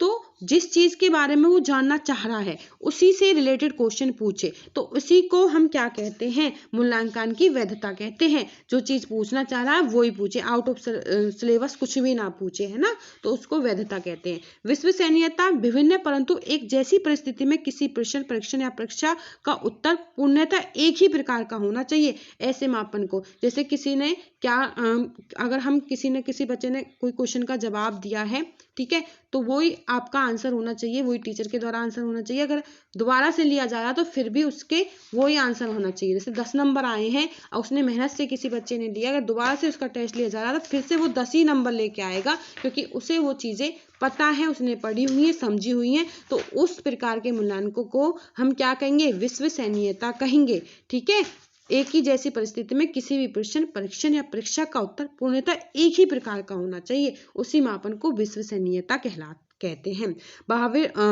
व्यवहारिकता क्या होती है? ठीक है, व्यवहारिकता जो होती है, मूल्यांकन की प्रक्रिया लागत, समय और प्रयोग सरलता की दृष्टि से वास्तविकता, व्यावहारिक और कुशल होनी चाहिए। आई होप कि पॉइंट क्लियर हुआ होगा। मूल्यांकन की जो प्रक्रिया है, लागत, उसमें जो लागत लग रही है, जो समय लग रहा है, जो प्रयोग हो रहा है, सारी वास्तविकता जो भी दृष्टि है उसमें कुशल होना चाहिए। ठीक है, ज्यादा डिफिकल्ट नहीं होनी चाहिए, सारी चीजें आपके जो है उसमें आनी चाहिए। वस्तुनिष्ठता, जिस मूल्यांकन में एक ही उत्तर हो, ठीक है, परीक्षक का प्रभाव न पड़ता हो, एक ही उत्तर हो, किसी भी प्रकार से वो उत्तर चेंज नहीं होगा, तो उसमें वस्तुनिष्ठता होती है। व्यापकता क्या होती है? इसमें सारे गुणों का मापन होता है, जो ऊपर सारे गुण किए थे तो इसमें व्यापकता भी होती है। तो ये वैधता, विश्वसनीयता, व्यावहारिकता, वस्तुनिष्ठता, व्यापकता, ये मूल्यांकन की विशेषताएं होती हैं। किसी भी मूल्यांकन को अगर आप कर रहे हो तो ये सारी विशेषता उस मूल्यांकन में होनी चाहिए, और इन सारी विशेषताओं को ध्यान में रखते हुए हमें क्या करना चाहिए, किसी भी चीज का मूल्यांकन करना चाहिए, किसी का भी मूल्यांकन करना चाहिए। तब हमें ये सारी चीजें पता होंगी, अच्छे से इन पे हम क्या करेंगे, इन चीजों को समझेंगे, तभी हम किसी बच्चे का क्या करेंगे, मूल्यांकन करेंगे। ठीक है, अगला पॉइंट रहेगा स्कूल बेस्ड असेसमेंट, SSC। ये क्या होता है? यह वह आकलन है जो स्कूल में टीचर्स और अपने स्टूडेंट का करते हैं। ठीक है, यह वह मूल्यांकन होता है जिसमें स्कूल में टीचर अपने स्टूडेंट का करते हैं, और यह मूल्यांकन हमेशा विद्यालय स्तर पर ही किया जाता है। तो ये अगर पूछा जाए तो स्कूल बेस्ड असेसमेंट बता देना, SSC, ये वह मूल्यांकन है जो टीचर करते हैं अपने स्टूडेंट पर, यह हमेशा स्कूल या फिर विद्यालय में ही किया जाता है। कि आई होप कि आपको ये पॉइंट क्लियर होगा। अगला जो टॉपिक रहेगा पोर्टफोलियो। पोर्टफोलियो को समझ लीजिए, क्या होता है पोर्टफोलियो। पोर्टफोलियो एक प्रकार की फाइल होती है जिसमें किसी बच्चे के एक निश्चित अवधि में किए गए कामों का संग्रह, कलेक्शन होता है। एक प्रोफाइल रजिस्टर बनाया जाता है जिसमें बच्चों के द्वारा जो टेस्ट दिए जाते हैं उसका जो डाटा होता है, वो कहाँ का रहने वाला है, मोबाइल नंबर, सारी चीजें हम रखते हैं। ठीक है, तो ये सारी चीजें, तो वो एक पोर्टफोलियो ही होता है जिसमें हम बच्चे का पूरा रिकॉर्ड रखते हैं। ठीक है, कि इसने इस सब्जेक्ट में इतने मार्क्स लिए थे, और इसमें FA में इतने थे, SA में इतने थे, पूरे साल का रिकॉर्ड, ये कितने दिन प्रेजेंट रहा, कितने दिन एब्सेंट रहा। तो वो एक प्रकार से एक जो फाइल होती है, कलेक्शन जो होता है, उसको हम पोर्टफोलियो कहते हैं। आई होप कि पॉइंट क्लियर हुआ होगा। ठीक है, इसमें बच्चों की उपलब्धि, उपलब्धि, प्रगति और कमियों को भी ध्यान में रखा जाता है। बिल्कुल रखा जाता है। सारा रिजल्ट रहेगा तो हमें पता रहेगा कि यहाँ इस बच्चे ने इतना मार्क्स स्कोर किया और यहाँ कम हो गया है, यहाँ ज्यादा इंक्रीज हुआ है, इस तरह से हुआ, तो सारी चीजें हमें पता रहती हैं। तो ये आपका क्या होता है, पोर्टफोलियो होता है। पोर्टफोलियो से बच्चों की महत्वपूर्ण जानकारी मिलती है, जैसे व्यक्तिगत, पारिवारिक, शैक्षिक और सहशैक्षिक, सांस्कृतिक और सामाजिक जानकारी आदि। तो ये सारी जानकारियां भी हम रखते हैं। ठीक है, तो बच्चों की पोर्टफोलियो बनाने का उद्देश्य होता है कि इसकी सहायता से उनका मूल्यांकन करना आसान हो जाता है। तो जब हमारे पास सारा रिकॉर्ड रहता है तो हम इजीली उनका मूल्यांकन कर लेते हैं। हमें पता होता है कि बच्चा कितना पढ़ता है, किस तरह से इसको मुश्किलें होती हैं, और ये किस सब्जेक्ट में वीक है और किस सब्जेक्ट में अच्छा है। तो वहाँ पे हमें उस प्रोफाइल से, जिस प्रोफाइल को हम क्या कहते हैं, पोर्टफोलियो कहते हैं, उसमें हमें सारा रिकॉर्ड पता होता है हर एक बच्चे का। तो ये ज़रूरी होती है बनानी। ठीक है, और आप अगर प्राइवेट जॉब करोगे तो आपको पता होगा ऑलरेडी इन चीज़ों का। तो ये पोर्टफोलियो के रूप में आपका आएगा। बच्चों की जो प्रगति है, सारी चीज़ों का रिकॉर्ड, ये सारी चीज़ें रखते हैं, तो पोर्टफोलियो के अंतर्गत आती है। ठीक है, एक होता है रिकॉर्ड। रिकॉर्ड दो तरह के होते हैं, एनेक्डोटल और एक होता है कम्यूटेटिव रिकॉर्ड। एनेक्डोटल में इसमें बच्चों के सभी तरह के रिकॉर्ड किए जाते हैं, जैसे कि बिहेवियर, स्किल्स, एटीट्यूड, ईटीसी। ठीक है, तो एनेक्डोटल में सभी तरह का रिकॉर्ड हो जाएगा, बिहेव का भी पता चलता है, स्किल्स का भी, एटीट्यूड का। तो ये जो हमने अभी किया था ना पोर्टफोलियो, इसी से रिलेटेड है था। रिकॉर्ड दो तरीका का होगा, एक एनेक्डोटल जिसमें आपका सारी चीजें आएंगी, एनेक्डोटल सारी चीजें, बिहेव का भी पता है, स्किल्स का भी पता है, एटीट्यूड का पता है। ठीक है, हम कॉलिंग वगैरह करते हैं तो वहां पे पेरेंट्स से भी पूछते हैं, तो सारा रिकॉर्ड वहां पे रखते हैं। और एक होता है कम्यूटेटिव रिकॉर्ड। इसमें क्या होता है, इसमें बच्चे की क्लास से संबंधित रिकॉर्ड रखे जाते हैं, किस सब्जेक्ट में क्या पढ़ रहा है, कितने मार्क्स इंक्रीज हो रहे हैं, घट रहे हैं, क्या है, सारी चीजें हमें पता होती हैं, अटेंडेंस वगैरह, अचीवमेंट्स क्या होती हैं। तो ये आपका कम्यूटेटिव रिकॉर्ड होते हैं। तो दो प्रकार के रिकॉर्ड होते हैं। आई होप की पॉइंट क्लियर हो गए होंगे। ठीक है, तो इन रिकॉर्ड से आप कभी इनको नहीं भूलोगे। तो ये आपके ऑल रिकॉर्ड, बिहेव वगैरह सारी स्किल्स और इसमें क्लास से रिलेटेड रिकॉर्ड हो जाएंगे। सीखने के प्रतिफल, ठीक है, लर्निंग आउटकम्स, बहुत अच्छा टॉपिक है, एग्जाम में जरूर पूछा जाएगा। ठीक है, अच्छे से सीखेंगे। सीखने के प्रतिफल क्या होते हैं? यह एक प्रक्रिया होती है जिसमें हम यह देखते हैं कि जो बच्चों को पढ़ाया गया है तो उसने उसको कितना सीखा है। एक अध्यापक द्वारा बच्चों को गुणवत्तापूर्ण शिक्षा दी गई है या नहीं दी गई है, तो वो ही सीखने के प्रतिफल होते हैं ना। आई होप की पॉइंट क्लियर हुआ होगा। तो कुछ नहीं है इसमें, सीखने के प्रतिफल ये देखा जाता है कि बच्चे ने क्या सीखा है, उसको क्या सिखाया है, जो शिक्षा अध्यापक के द्वारा दी जा रही है उसने कितनी इसको ग्रहण किया है। ठीक है, और क्या कमी रही है। और सीखने के प्रतिफल छात्र केंद्रित होते हैं, छात्रों पर डिपेंड होते हैं, छात्र केंद्रित होते हैं। यह गुणवत्ता और गुणात्मक और मात्रात्मक दोनों प्रकार के होते हैं आपके सीखने के प्रतिफल। अगला पॉइंट रहेगा, बच्चा सीखे हुए ज्ञान का उपयोग भी कर पाए, सीखने के प्रतिफल में ही आता है। जो ज्ञान उसने लिया है उसका उपयोग भी कर पाए। जैसे मैथ की कुछ चीजें सीखी हैं तो अपनी लाइफ में, रियल जो लाइफ है उसमें उन चीजों का यूज भी कर पाए, तो वो सीखने के प्रतिफल में ही आएगा। ठीक है, तो परसेंटेज सीखी है तो कहाँ किस तरह से परसेंटेज का यूज करना है, लॉस प्रॉफिट सीखा है तो उसका किस तरह से अपना निकालना है, तो ये सारी चीजें रियल लाइफ में वो किस तरह से यूज कर रहा है। तो सीखने के प्रतिफल उनके उसके जो आपका बच्चे के जो ज्ञान है उसका उपयोग वो जीवन में किस प्रकार कर रहे हैं, तो ये भी हमारे सीखने के प्रतिफल में ही आएगा कि उनका उपयोग वो कितना कर पा रहे हैं। ठीक है, और यहाँ पे एग्जाम्पल भी लिखा हुआ, जैसे बच्चों को पृथ्वी के पर्यायवाची लिखने को कहा जाता है तो वह लिखता है। ठीक है, पृथ्वी, भूमि, धरा, इस तरह से बच्चों को इस तरह पर लेख लिखने को कहा जाता है और बच्चा उस लेख में पर्यायवाची शब्दों का प्रयोग करता है तो वह कहलाता है सीखने का प्रतिफल। तो ये होता है हमारा सीखने का प्रतिफल कि बच्चे ने क्या सीखा है, कितना सीखा है, टीचर के द्वारा क्या सिखाया गया है, उसने कितना सीखा है और क्या उसको प्रॉब्लम वहाँ पे फेस करनी पड़ी है। तो ये सीखने के प्रतिफल हो जाएंगे। उसके बाद आता है आपका पॉइंट एक, राष्ट्रीय स्तर पर एनसीईआरटी के सहयोग से कक्षावार विद्यार्थियों के सीखने के प्रतिफल को परिभाषित किया गया है। कैसे? राष्ट्रीय उपलब्धि सर्वेक्षण NAS का आधार सीखने का ही प्रतिफल है। ठीक है, तो ये पॉइंट इंपॉर्टेंट है, याद रखना। NSA के आधार पर सीखने का प्रतिफल है राष्ट्रीय उपलब्धि सर्वेक्षण। उसके बाद है आपका, इसी आधार पर राज्य की विद्यालय शिक्षा का शैक्षिक मापन भी किया जाता है। ठीक है, तो इसी आधार पर क्या किया जाता है, विद्यालय का शैक्षिक मापन किया जाता है। बच्चों ने कक्षा में क्या सीखा, ठीक है, और इन्हीं मापदंडों को सीखने के प्रतिफल के रूप में परिभाषित किया जाता है। तो ये पॉइंट हो जाएगा। उसके बाद है आपका गुणवत्तापूर्ण शिक्षा। गुणवत्तापूर्ण शिक्षा ऐसी शिक्षा जिसका उपयोग आप भावी जीवन में, ठीक है, भावी होता है, भावी जीवन, भावी नहीं, भावी जीवन, ठीक है, तो भावी जीवन में कर सके वो गुणवत्तापूर्ण शिक्षा कहलाती है। तो गुणवत्ता शिक्षा वही जो हम अपने जीवन में जिसका यूज कर पाए, तो गुणवत्ता शिक्षा वही कहलाएगी। तो अपने भावी जीवन में, अपने जीवन जो लाइफ हमारी रियल लाइफ है उसमें हम उस चीज का यूज कर पा रहे हैं, उस शिक्षा का यूज कर पा रहे हैं, उस नॉलेज का यूज कर पा रहे हैं, तो वो ये हमारी गुणवत्तापूर्ण शिक्षा हो जाएगी। सीखने के प्रतिफल की आवश्यकता क्यों होती है? देखो, निःशुल्क एवं अनिवार्य बाल शिक्षा अधिकार अधिनियम 2009 के अंतर्गत प्रत्येक विद्यार्थी को गुणवत्तापूर्ण शिक्षा देने के लिए सीखने के प्रतिफल आवश्यक है।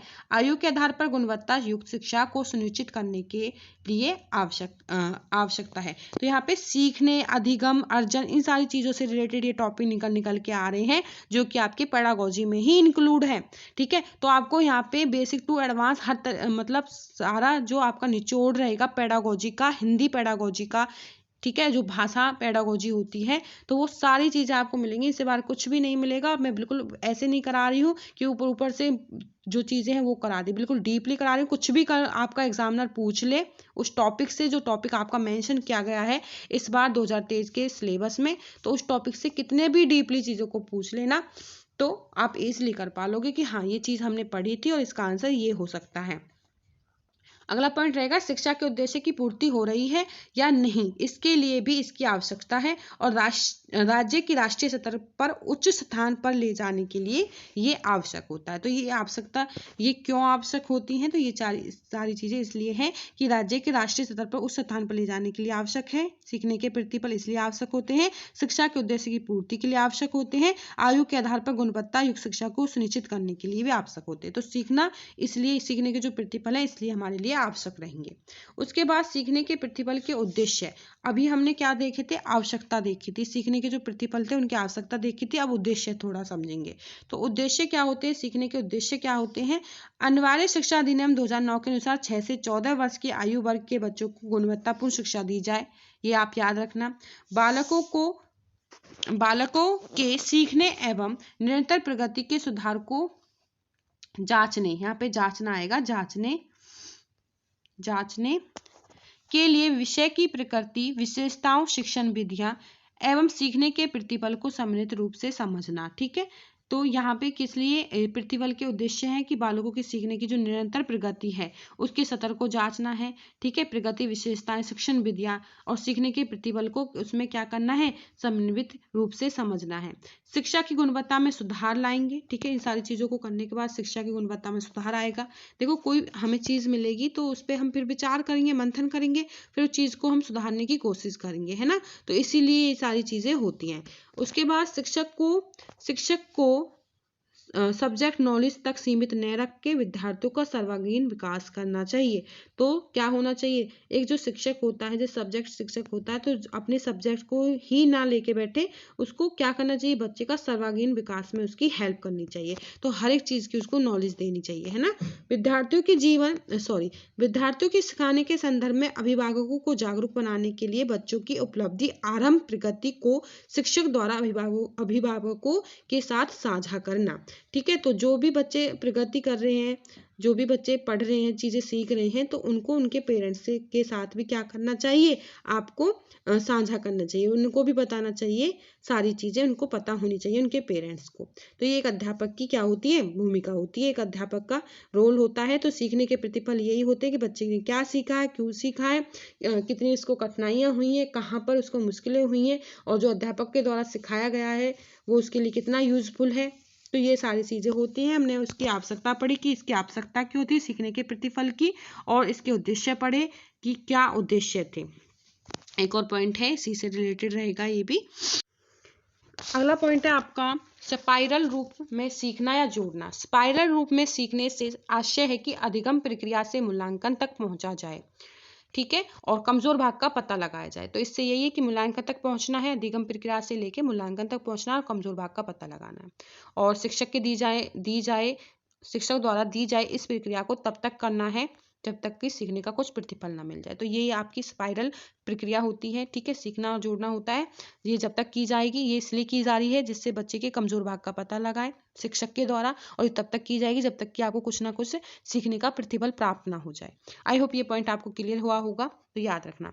अगला है आपका क्रियात्मक अनुसंधान, एक्शन रिसर्च। ठीक है, क्रियात्मक अनुसंधान। तो क्रियात्मक अनुसंधान एक समस्या समाधान की प्रक्रिया है। ठीक है, जो स्टूडेंट, टीचर, शिक्षण व विद्यालय आदि को आने वाली तात्कालिक समस्याओं का वैज्ञानिक तरीके से समाधान क्रियात्मक अनुसंधान, एक्शन रिसर्च कहलाता है। ठीक है, आई होप ये पॉइंट क्लियर हुआ होगा। अगला है आपका टॉपिक क्रियात्मक अनुसंधान, एक्शन रिसर्च। ये क्या होता है, क्रियात्मक अनुसंधान, जिसको एक्शन रिसर्च इंग्लिश में कहा जाता है। क्रियात्मक अनुसंधान एक समस्या समाधान की प्रक्रिया है। ठीक है, समस्या के समाधान की क्या है, प्रक्रिया है। स्टूडेंट, टीचर, शिक्षण व विद्यालय आदि को आने वाली तात्कालिक जो समस्या है उसका वैज्ञानिक तरीके से समाधान क्रियात्मक अनुसंधान कहलाता है। ठीक है, आई होप ये पॉइंट क्लियर हुआ होगा। देखो, कोई भी तात्कालिक समस्या अगर आ रही है उसको वैज्ञानिक तरीके से समाधान किया जा रहा है तो उसको एक्शन रिसर्च कहते हैं। ठीक है, तो समस्या समाधान की एक प्रक्रिया होती है, स्टूडेंट टीचर जो भी होते हैं ना उनकी उसकी तात्कालिक जो समस्या होगी उसको वैज्ञानिक तरीके से किस तरह से उसको सॉल्व किया जा रहा है, तो एक्शन रिसर्च के रूप में वो काम होती है। उसके बाद होता है अगला पॉइंट होगा आपका मुख्य बिंदु। इंपॉर्टेंट पॉइंट्स होंगे, क्रियात्मक अनुसंधान पर ही बेस रहेंगे ये भी। पहला पॉइंट रहेगा आपका शिक्षा के क्षेत्र में क्रियात्मक अनुसंधान का प्रयोग सन 1953 में स्टीफन एम कोरे ने किया था। इंपॉर्टेंट है, याद रखना, स्टीफन एम कोरे ने किया था। ठीक है, तो आपसे क्रियात्मक अनुसंधान एक्शन रिसर्च का पूछ ले तो क्या रहेगा, सन 1993 में स्टीफन एम कोरे के द्वारा किया गया था क्रियात्मक अनुसंधान का प्रयोग। ठीक है, अगला पॉइंट रहेगा, स्टीफन एम कोरे ने एक पुस्तक भी लिखी थी, पुस्तक इंपॉर्टेंट रहेगी, जिसका नाम था एक्शन रिसर्च। पुस्तक का नाम था एक्शन रिसर्च। इस पुस्तक में स्टीफन एम कोरे ने क्रियात्मक अनुसंधान का संपूर्ण वर्णन किया था, तो ये इंपॉर्टेंट रहेगा। स्टीफन एम कोरे को क्रियात्मक अनुसंधान का जनक माना जाता है। ठीक है, और अगला पॉइंट रहेगा, तात्कालिक शैक्षिक समस्याओं के समाधान के लिए अपनाई जाने वाली प्रणाली ही क्रियात्मक अनुसंधान है। उसके बाद आपका क्रियात्मक अनुसंधान में समस्या किसी और की ओर होती है जबकि समाधान कोई और करता है। ठीक है, तो ये आपके क्या किससे रिलेटेड है, एक्शन रिसर्च से। क्रियात्मक जो अनुसंधान है ना उसके जो पॉइंट है, मुख्य बिंदु है और ये उनसे रिलेटेड है। अगला पॉइंट रहेगा, क्रियात्मक अनुसंधान समस्या किसी और की होती है और समाधान कोई और करता है। ठीक है, क्रियात्मक अनुसंधान हेतु किसी विशेष प्रशिक्षण की आवश्यकता नहीं होती है। ठीक है, क्रियात्मक जो अनुसंधान होता है उसके लिए किसी विशेष प्रशिक्षण की हमें क्या नहीं होती है, आवश्यकता नहीं होती है। अगला रहेगा उदाहरण इसका, जैसे बालक को समस्या आ रही है तो बालक स्वयं अपनी समस्या का समाधान नहीं करेगा बल्कि अध्यापक या विद्यालय प्रबंधक बालक की समस्या का समाधान करेंगे। तो ये पॉइंट जो ऊपर हमने किया था ना कि समस्या किसी और की होती है, सॉल्यूशन कोई और करता है, तो ये उदाहरण उस पर बेस रहेगा। जैसे बच्चे को समस्या आई तो उसका जो सॉल्यूशन है तो अध्यापक करेगा या फिर कौन करेगा, विद्यालय के प्रबंधक करेंगे। ठीक है, या पेरेंट्स करेंगे, तो इस तरह से। अगला है आपका, इसके अंतर्गत अनुसंधानकर्ता नहीं होता, ये उसी में होगा, समाधान करेंगे, हाँ इसी में है ये। ठीक है, और इसके अंतर्गत अनुसंधानकर्ता, शिक्षा निरीक्षक, प्रबंधक ये हो जाएंगे आपके। ठीक है, तो ये करते हैं इन सारी चीजों का जो है अनुसंधान।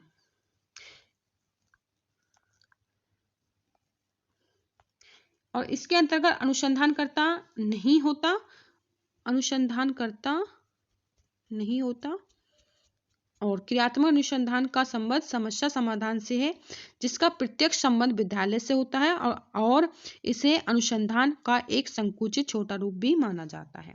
ठीक है, अगला चलते हैं, महत्वपूर्ण परिभाषाएं। स्टीफन एम कोरे, मुनरो के अनुसार, मोली के अनुसार और गुड के अनुसार। ठीक है, तो ये 3 महत्वपूर्ण परिभाषाएं बताने वाली हूं मैं। ठीक है, 3 महत्वपूर्ण में परिभाषाएं बताने वाली हूँ, स्टीफन एम कोरे के अनुसार, मुनरो के अनुसार, मोली के अनुसार और गुड के अनुसार। ठीक है, तो गुड यही नाम है, गुड के अनुसार। क्रियात्मक अनुसंधान के बारे में इनके जो विचार रहे हैं, स्टीफन एम कोरे, मुनरो, मोली और गुड। ठीक है, तो सबसे पहले है आपका स्टीफन एम कोरे।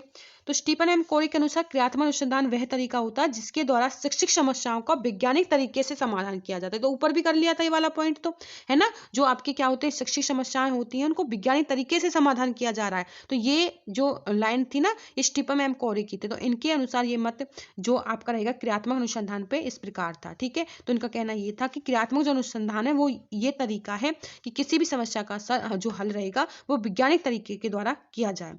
मुनरो के अनुसार क्या था, मुनरो के अनुसार क्रियात्मक अनुसंधान समस्या समाधान की एक ऐसी प्रक्रिया है जिसमें प्राप्त निष्कर्ष तथ्यों पर आधारित होते हैं। ठीक है, तो इसमें जो आपके क्या होते हैं, प्राप्त जो निष्कर्ष होते हैं वो तथ्यों पर आधारित होते हैं। मौलिक के अनुसार भी समझ लो, मौलिक के अनुसार तत्काल समाधान चाहने वाली शैक्षिक समस्याओं का अध्ययन क्रियात्मक अनुसंधान कहलाता है। ठीक है, मौलिक के अनुसार तत्काल जो समाधान होते हैं, समाधान चाहने वाले जो शैक्षिक समस्याओं का अध्ययन होता है वो क्रियात्मक अनुसंधान कहलाता है। गुण के अनुसार क्या होता है, गुण के अनुसार क्रियात्मक अनुसंधान वह कार्य है जो शिक्षक, निरीक्षकों, प्रशासकों द्वारा अपने कार्यों की गुणवत्ता उन्नति हेतु किया जाता है। ठीक है, तो ये होता है आपका गुड के अनुसार। तो ये अपने अपने मत रहे हैं किस पर, क्रियात्मक अनुसंधान पर इन मनोवैज्ञानिकों के। अगला है आपका क्रियात्मक अनुसंधान क्षेत्र। ठीक है। तो पहला है आपका बालक के व्यवहार से संबंधित है, दूसरा शिक्षक से संबंधित है और तीसरा मूल्यांकन से संबंधित है। तो समझ लिए क्रियात्मक अनुसंधान के क्षेत्र। देखो पहले जो बालक के व्यवहार से संबंधित है, इसके अंतर्गत चोरी करने वाले, झूठ बोलने वाले, विद्यालय से भाग जाने वाले, लगातार अनुपस्थित रहने वाले बालकों का अध्ययन किया जाता है। तो इसमें जो किया जाता है वो बालकों के व्यवहार से रिलेटेड है। तो ये सारी जो चीजें होती है ना बच्चों में, तो इस चीज का अध्ययन करने के लिए ये क्रियात्मक अनुसंधान का ये किया जाता है। शिक्षक से कैसे थे, पढ़ने में अरुचि होना, अशुद्ध उच्चारण का होना, पढ़ने में देखने की समस्या का होना, गृह कार्य न करना। तो शिक्षक से संबंधित ये हो जाएगा, इसलिए क्रियात्मक अनुसंधान है। उसके बाद मूल्यांकन से संबंधित दोषपूर्ण परीक्षा प्रणाली, व्यापक मूल्यांकन न होना, विश्वसनीयता नहीं होना, वैधता का अभाव, मानसिक सुधार के अनुरूप मूल्यांकन। तो ये इस तरह से इन तीनों पर ये डिपेंड होता है हमारा क्रियात्मक अनुसंधान। ठीक है, तो ये क्रियात्मक अनुसंधान समझ में आ गया। कोई भी वैज्ञानिक सॉल्यूशन जो किया जाता है इन सारी समस्याओं पर, तो बालकों पर भी, शिक्षक पर भी और उसके मूल्यांकन पर भी, तो तीनों पर क्रियात्मक अनुसंधान होगा। ठीक है, वैज्ञानिक रिसर्च होगा। आई होप ये पॉइंट क्लियर हो गया होगा। क्रियात्मक अनुसंधान के पद व सोपान व स्टेप जो भी रहेंगे वो हम सीखेंगे। क्रियात्मक अनुसंधान के पदों का वर्गीकरण लेस्टर एडरसन के द्वारा किया गया था। नाम याद रखना, लेस्टर एडरसन के द्वारा। ठीक है, लेस्टर एडरसन के द्वारा किया गया था क्रियात्मक अनुसंधान के पदों का क्या वर्गीकरण। अगला है आपका, इसी में है ये आपका लेस्टर एडरसन ने क्रियात्मक अनुसंधान को 7 पदों में वर्गीकृत किया। समस्या का ज्ञान, प्रस्तावों पर विचारों का विमर्श, कार्य योजना का निर्माण, तथ्यों का संग्रहण, कार्यक्रम का क्रियान्वयन और निष्कर्ष प्राप्ति, और दूसरों के परिणाम से तुलना करना या निष्कर्ष देखना। तो ये 7 तथ्य हैं। सातों तथ्यों के बस नाम याद रखने हैं। ये किसके द्वारा है, लेस्टर एडरसन के द्वारा है। समस्या का ज्ञान, ठीक है, समस्या का ज्ञान होना चाहिए कि समस्या क्यों हुई, कैसे हुई, प्रस्तावों पर विचार विमर्श करना होना चाहिए, कार्य योजना का निर्माण पता होना चाहिए, तथ्यों का संग्रहण, ठीक है, कार्यक्रम का क्रियान्वयन, निष्कर्ष प्राप्ति, दूसरों के परिणाम से तुलना करना। तो ये हमारे क्रियात्मक अनुसंधान के पद हो जाएंगे, सोपान हो जाएंगे, स्टेप्स हो जाएंगे। और क्रियात्मक अनुसंधान के तो जो पद हैं वो लेस्टर एडरसन के द्वारा दिए गए थे। इन्होंने 7 पदों में इनको वर्गीकृत किया था। वो 7 पद यहाँ पे आपके सामने लिखे हुए हैं। ठीक है, तो ये यहाँ अब हम करने वाले हैं इंपोर्टेंट जो टॉपिक है, मोस्ट इंपोर्टेंट बोल लेना इसको, निदानात्मक और उपचारात्मक शिक्षण। निदानात्मक और उपचारात्मक शिक्षण, निदानात्मक को इंग्लिश में कहते हैं डायग्नोस्टिक टीचिंग, ऐसे याद रखना, उपचारात्मक रिमेडियल टीचिंग। दोनों में इक्वल इंपोर्टेंस रखेगा। बिल्कुल सेम है, इंग्लिश और आपकी हिंदी पेडागोजी बिल्कुल सेम टॉपिक है, कुछ भी अलग से नहीं है। जो इंग्लिश में करना हो और हिंदी में करना हो, बस ये है कि इंग्लिश को इंग्लिश में समझते हुए चलना है, इंग्लिश में बड़ों को समझना है, और हिंदी में हिंदी को समझना है।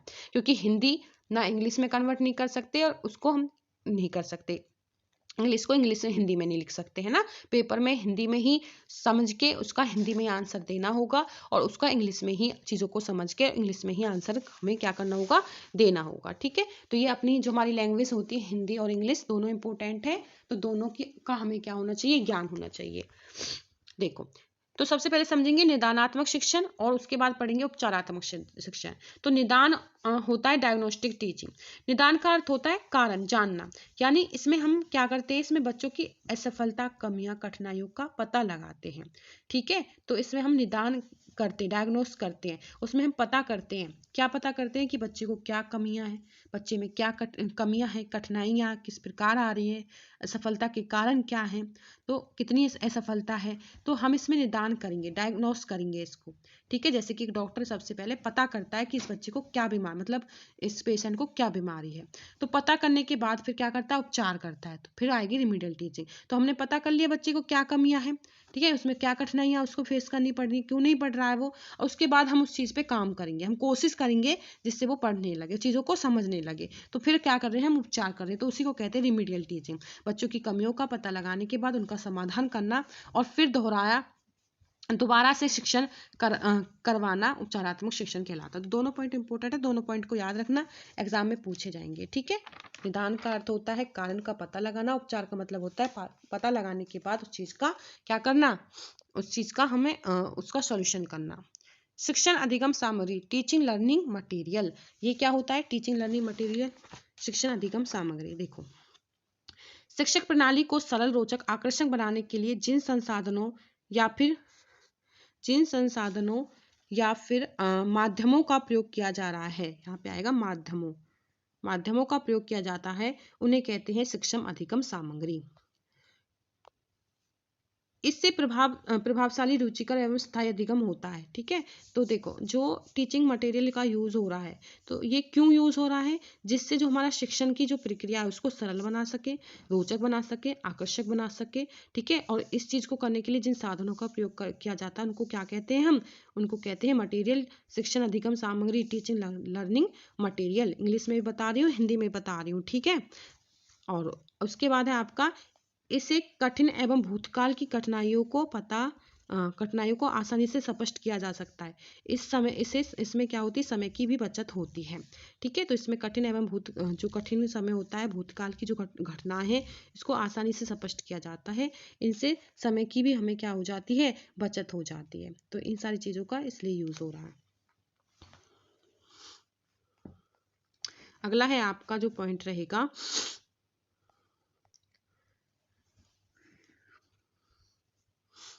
अगला जो पॉइंट रहेगा, शिक्षण अधिगम सामग्री, टीचिंग लर्निंग मटेरियल। शिक्षण प्रणाली को सरल, रोचक, आकर्षक बनाने के लिए जिन संसाधनों या फिर माध्यमों का प्रयोग किया जाता है उन्हें शिक्षण अधिगम सामग्री कहते हैं।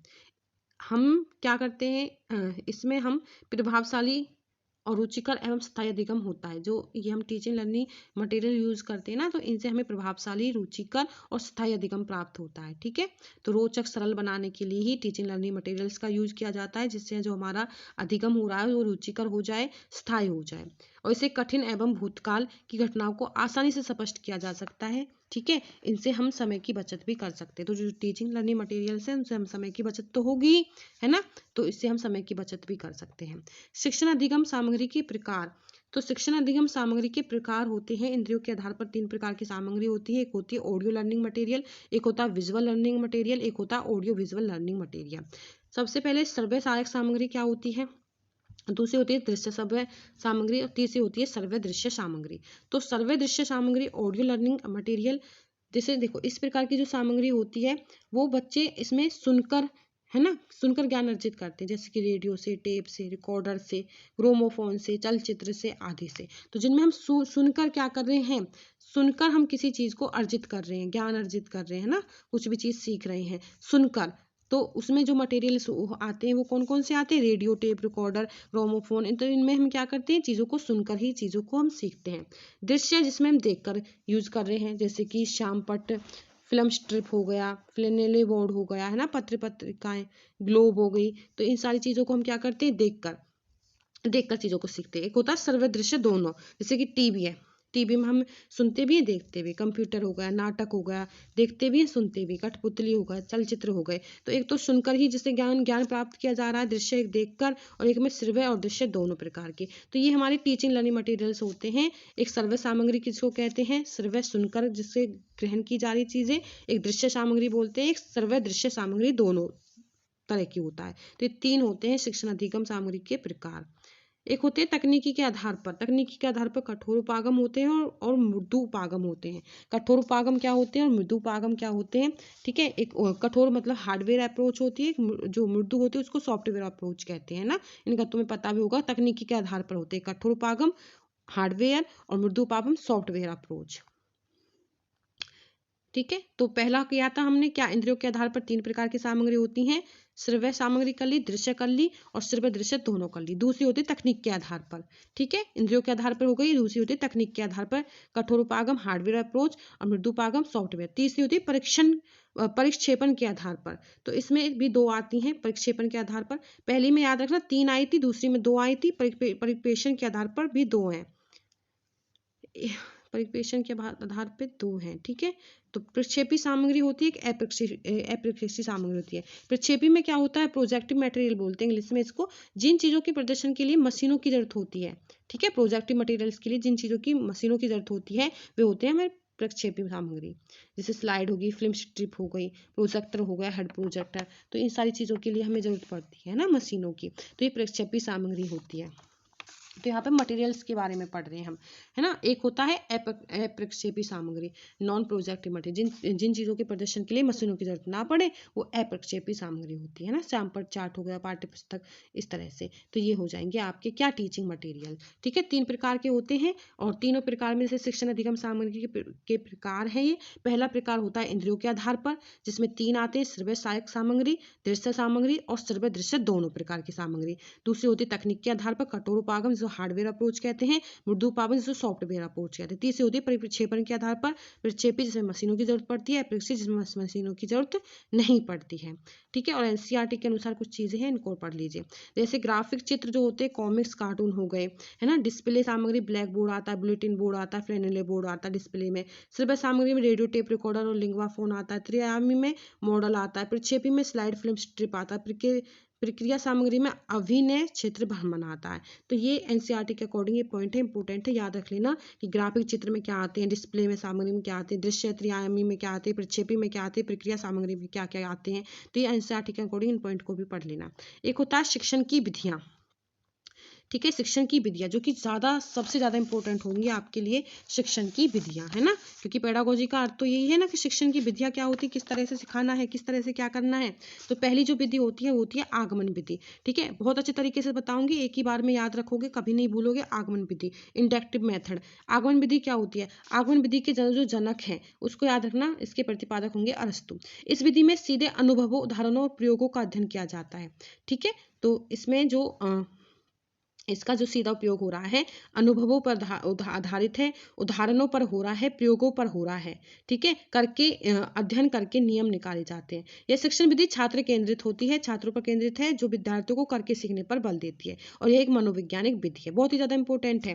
ठीक है, और इस विधि में ये पॉइंट आपको जरूर याद रखने हैं। इंडक्टिव मेथड कर रहे हैं, जिसका प्रतिपादक अरस्तु है। इसमें अनुभवों, उदाहरणों और प्रयोगों का अध्ययन किया जाता है। मनोवैज्ञानिक विधि है, छात्र केंद्रित विधि है, इस पे करके सीखने पर बल दिया जाता है आगमन विधि के अंतर्गत। इसमें इस विधि में तर्क करते हुए उदाहरण से नियम की तरफ चलते हैं। ठीक है, पहले उदाहरण देंगे फिर नियम समझेंगे। ठीक है, और स्थूल से सूक्ष्म हो जाएगा, विशिष्ट से सामान्य। तो आपसे इस तरह से ऑप्शंस में होंगी ये सारी चीजें, और आपको पता होना चाहिए किस विधि के अंतर्गत आएंगे। तो उदाहरण से नियम आता है आपके आगमन विधि में, स्थूल से सूक्ष्म भी आगमन विधि में। ये सारे आगमन विधि के उदाहरण रहेंगे, वो रहेंगे, तर्क रहेंगे। और विशिष्ट से सामान्य, ज्ञात से अज्ञात, मूर्त से अमूर्त और प्रत्यक्ष से प्रमाण की ओर आगे बढ़ते हैं। तो इस तरह से बढ़ते हैं। आगमन विधि जो होती है उसमें पहले उदाहरण दिए जाते हैं, फिर नियम दिए जाते हैं। पहले स्थूल चीजें होती है, फिर सूक्ष्म होती है। ठीक है, फिर विशिष्ट होता है, फिर सामान्य होता है, फिर ज्ञात चीजें होती है, फिर अज्ञात तक पहुंचते हैं। मूर्त पता होती है जो सामने होती है, फिर अमूर्त चीजों का पता करती है। प्रत्यक्ष होती है, प्रमाण की ओर आगे बढ़ते हैं। तो यह हो गई हमारे आगमन विधि। इसी के अपोजिट होती है निगमन विधि। ठीक है, उसमें पहले उदाहरण दिए जा रहे थे और फिर नियम पर पहुंचा जाता है। इसमें पहले नियम दिए जाते हैं, फिर उदाहरण पर पहुंचा जाता है। और इसके प्रतिपादक भी वही हो जाएंगे, अरस्तु ने दोनों ही विधि दी थी। इस विधि के सर्वप्रथम विद्यार्थियों को नियमों का ज्ञान दिया जाता है, इसके पश्चात उदाहरण देकर उन नियमों को समझाया जाता है। उसमें पहले क्या दिया जा रहा था, उदाहरण दिया जा रहा था, फिर नियम दिया जाता है। इसमें पहले नियम फिर उदाहरण। यह विधि एक शिक्षक केंद्रित होती है। वो किसके केंद्रित थी, छात्र केंद्रित थी, है ना। पहले छात्र को देखकर वो चीजें सिखाई जाती है। इसमें शिक्षक अपनी मर्जी से करता है, तो शिक्षक केंद्रित विधि होती है। इसमें शिक्षक की ही सारे नियम सीखते हैं। निगमन विधि आगमन विधि के ठीक विपरीत होती है, चीज मैंने बता दिया आपको। इस विधि में भी कुछ चीजें होती है, प्रमाण से प्रत्यक्ष की ओर जाते हैं, सुषम से स्थूल की ओर जाते हैं, सामान्य से विशिष्ट की ओर। उसका उल्टा हो जाएगा, उसमें ज्ञात से अज्ञात है, इसमें अज्ञात से ज्ञात हो। इसमें नियम से उदाहरण की ओर बढ़ते हैं, उसमें उदाहरण से नियम की तरफ बढ़ रहे हैं। तो इसका उसी का उल्टा हो जाएगा आगमन विधि का। ये आपका जो रहेगा निगमन विधि अपोजिट रहेगा आगमन विधि के। ठीक है, प्रोजेक्ट विधि, इसके प्रवर्तक किलपैट्रिक है। ये विधि अनुभव केंद्रित होती है और ये बालकों के सामाजिकरण पर विशेष बल देती है। इस विधि में विद्यार्थी स्वतंत्र रूप से कार्य करते हैं। ठीक है, तो इसके आपको प्रवर्तक याद रखने हैं। ये अनुभव केंद्रित होती है और ये सामाजिकरण पर बल देती है। ठीक है, और स्वतंत्र रूप से इसमें क्या होते हैं, विद्यार्थी कार्य करते हैं। अपनी समस्याओं को आपने आप ही अपने मतलब अपने जो विचार होते हैं ना उनके आधार पर हल करते हैं। ठीक है, तो ये हो गई आपकी। एक होती है आपकी प्रत्यक्ष विधि, डायरेक्ट मेथड इसको कहते हैं। इस विधि में बालक को बिना व्याकरण के नियमों का ज्ञान कराए भाषा सिखाई जाती है। ठीक है, तो व्याकरण नहीं सिखाई जाती, डायरेक्ट किसी भाषा को सिखाया जाता है। जैसे कि आपको पता है, जैसे कि आप हिंदू हैं, हिंदी बोलते हैं और आपको किसी भाषा को सीखना है, जैसे कि आपको इंग्लिश सीखना है, तो आप क्या करें, अंग्रेजों के बीच जाके रहने लगे तो आप डायरेक्ट ही उस भाषा को सीख जाएंगे। आपको ग्रामर की जरूरत नहीं पड़ेगी, आप इजिली इंग्लिश बोलना शुरू कर दोगे कुछ दिनों के बाद ही। अगर आपको किसी और भाषा को बोलना, मराठी बोलना, बंगाली बोलना है, तो आप उन लोगों के बीच रहना शुरू करेंगे जो इस तरह की भाषाओं का यूज करते हैं। तो आप बिना किसी ग्रामर के आप क्या है उस भाषा को सीख जाओगे। तो ये होती है आपकी प्रत्यक्ष विधि, डायरेक्ट मेथड, जिस चीज को आप डायरेक्ट कर रहे हो बिना किसी ग्रामर के रूल को पढ़े। ठीक है, तो इसको कहते हैं हम। और इसमें क्या होता है, इस विधि में जो बालक को मातृभाषा होती है उसे बिना मध्यस्थ बनाए अन्य भाषा सिखा दी जाती है। तो मातृभाषा का इसमें कोई रोल नहीं होता है, डायरेक्ट इसमें आप दूसरी भाषा को सीख जाते हो। ठीक है, जैसे मातृभाषा का रोल होता है तो पहले जैसे इंग्लिश सीखें तो उसमें ग्रामर को पढ़े, उसमें क्या है पहले किसी ग्रामर का सेंटेंस हमने हिंदी में समझा, फिर उसको इंग्लिश में ट्रांसलेट किया, इंग्लिश में ट्रांसलेट फिर उसको हिंदी में किया। तो इस तरह से हम रूल के अकॉर्डिंग हिंदी टू इंग्लिश करके हम किसी भाषा को सीख रहे हैं। लेकिन इसमें हम डायरेक्ट सीखते हैं, ठीक है, बिना किसी ट्रांसलेशन के, बिना किसी ग्रामर के। तो हम डायरेक्ट किसी भाषा को सीख रहे हैं तो उसी को कहते हैं हम डायरेक्ट विधि। एक होता है फ्रेंड्स आपका विश्लेषण विधि, एक होता है संश्लेषण विधि। दोनों के जो आपके प्रवर्तक हो जाएंगे, जनक जो हो जाएंगे, वो हेनरी एडवर्ड आर्मस्ट्रांग हो जाएंगे। कौन हो जाएंगे? Henry Edward Armstrong. दोनों के विश्लेषण और संश्लेषण दोनों इन्होंने दी थी। इस विधि में समस्या को छोटे छोटे भागों में बांटकर उनका अध्ययन एवं समीक्षा की जाती। कोई भी समस्या है, जैसे एस्टेट एक समस्या है आपके लिए, ठीक है, कि एस्टेट का ये सिलेबस है, तो आप क्या करोगे, एस्टेट के सिलेबस को अलग अलग भागों में बांट दोगे कि हिंदी ये हो गई, इंग्लिश ये हो गई, इसको यहाँ से करना है, इसको यहाँ से करना है, इसमें हमें ये चीजें करनी है, इसमें प्रीवियस ईयर क्वेश्चंस करने। तो आपने क्या किया, जो पूरा सिलेबस था उसको छोटे छोटे भागों में इस तरह से डिवाइड कर लिया। तो वही होगी विश्लेषण विधि। और संश्लेषण पूरा करने के बाद, अलग अलग सब्जेक्ट को अपना करने के बाद फिर इकट्ठा रिवीजन किया, मतलब एक पेपर सॉल्यूशन किया, प्रीवियस ईयर क्वेश्चन उठाए और पूरा सॉल्व किया हर एक सब्जेक्ट का एक साथ। तो उसका संश्लेषण करके आपने उसको सॉल्व किया। तो विश्लेषण पहले आपने अलग अलग तैयारी की हर एक सब्जेक्ट की, ठीक है, हर एक पार्ट की अलग अलग सेक्शन की तैयारी की, और फिर इकट्ठा आपने एक प्रीवियस ईयर क्वेश्चंस को सॉल्व किया। तो यहाँ पे प्रैक्टिस सेट लगाए संश्लेषण करके सभी सब्जेक्ट के एक साथ। तो ये हो गया आपका संश्लेषण विधि। आई होप दोनों पॉइंट आपको क्लियर हो गए होंगे। छोटे छोटे भागों को जोड़ते हुए समस्या का हल किया जाता है। ठीक है, तो अनुकरण विधि बता दिया। अनुकरण क्या होता है? नकल करना होता है। इस विधि में बालक अनुकरण करके सीखता है। इस विधि में बालक अपने शिक्षक को अनुकरण करके लिखना, पढ़ना और नवीन रचना करना आदि सीखता है। ठीक है, तो किसी की नकल करके, बड़ों की नकल करके बच्चा कुछ ना कुछ सीखता है। तो ये हो गई आपकी अनुकरण विधि। एक होती है व्याख्यान विधि। व्याख्यान विधि में क्या होता है, इस विधि में किसी तथ्य विषय की व्याख्या की जाती है। ठीक है, इसमें क्या किया जाता है, किसी विशेष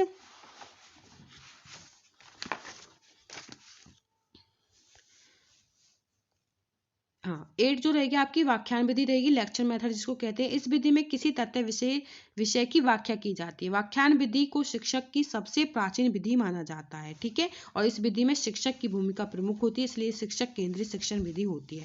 व्याख्यान विधि क्या होती है, इस विधि में किसी तथ्य विषय की व्याख्या की जाती है। ठीक है, कोई लेक्चर दिया जाता है किसी टॉपिक पर, ठीक है, बच्चों के बिहेवियर पर उनको बहुत सारे जो है लेक्चर दे दिया जाए, तो ये व्याख्यान विधि के अंतर्गत ही आता है। ये प्राचीन विधि थी, पहले लेक्चर दिए जाते बड़े बड़े, तो इस तरह से। तो शिक्षक भूमिका होती है, शिक्षा पर डिपेंड होती है, शिक्षक केंद्रित किसको कहेंगे। तो ये भी पूछ लिया जाता है व्याख्यान विधि किस पर आधारित है, शिक्षक केंद्रित है, विद्यार्थी केंद्रित है। तो आपको पता होना चाहिए ये शिक्षक केंद्रित है। ठीक है, तो ये हो जाएगी आपकी व्याख्यान विधि। अगला पॉइंट रहेगा आपका मारिया मॉन्टेसरी विधि। इसमें क्या होता है, मारिया मॉन्टेसरी विधि में, मारिया मॉन्टेसरी इटली की एक चिकित्सक और शिक्षा शास्त्री थी, जिनके नाम से शिक्षा की मॉन्टेसरी पद्धति प्रसिद्ध है। ठीक है, यह पद्धति 2.5 वर्ष से 6 वर्ष तक के बच्चों हेतु प्रयोग में ली जाने वाली पद्धति है। आपको याद रखना है, इंपोर्टेंट होगा। इसका विकास डॉक्टर मारिया द्वारा रूस विश्वविद्यालय में मंद बुद्धि बालकों की चिकित्सा हेतु, उनकी शिक्षा हेतु किया गया था। ठीक है, कुछ समय के बाद सामान्य बुद्धि के बालकों को के लिए भी शिक्षा के लिए ये जो विधि थी उपयोग में लाई गई थी, लेकिन पहले ये जो मंद बुद्धि के बालक थे ना, उनके लिए की गई थी। डॉक्टर मारिया का मानना था कि शिक्षा का मूल उद्देश्य बालक का सर्वांगीण विकास करना है। ठीक है, तो आपको याद रखना है, मारिया मॉन्टेसरी इटली की चिकित्सक थी और शास्त्री थी, जिनके नाम से शिक्षा की मॉन्टेसरी पद्धति प्रसिद्ध हुई, और 6 वर्ष तक के बच्चों को, 2.5 से 6 वर्ष तक के बच्चों के लिए ये पद्धति अपनाई गई थी। बाद में सभी जो पहले तो मंदबुद्धि बालकों के लिए थी और बाद में सभी सामान्य विशिष्ट बालकों के लिए क्या थी, लागू कर दी गई। अगला रहेगा आपका डाल्टन विधि। डाल्टन विधि के जनक प्रतिपादक कुमारी हेलेन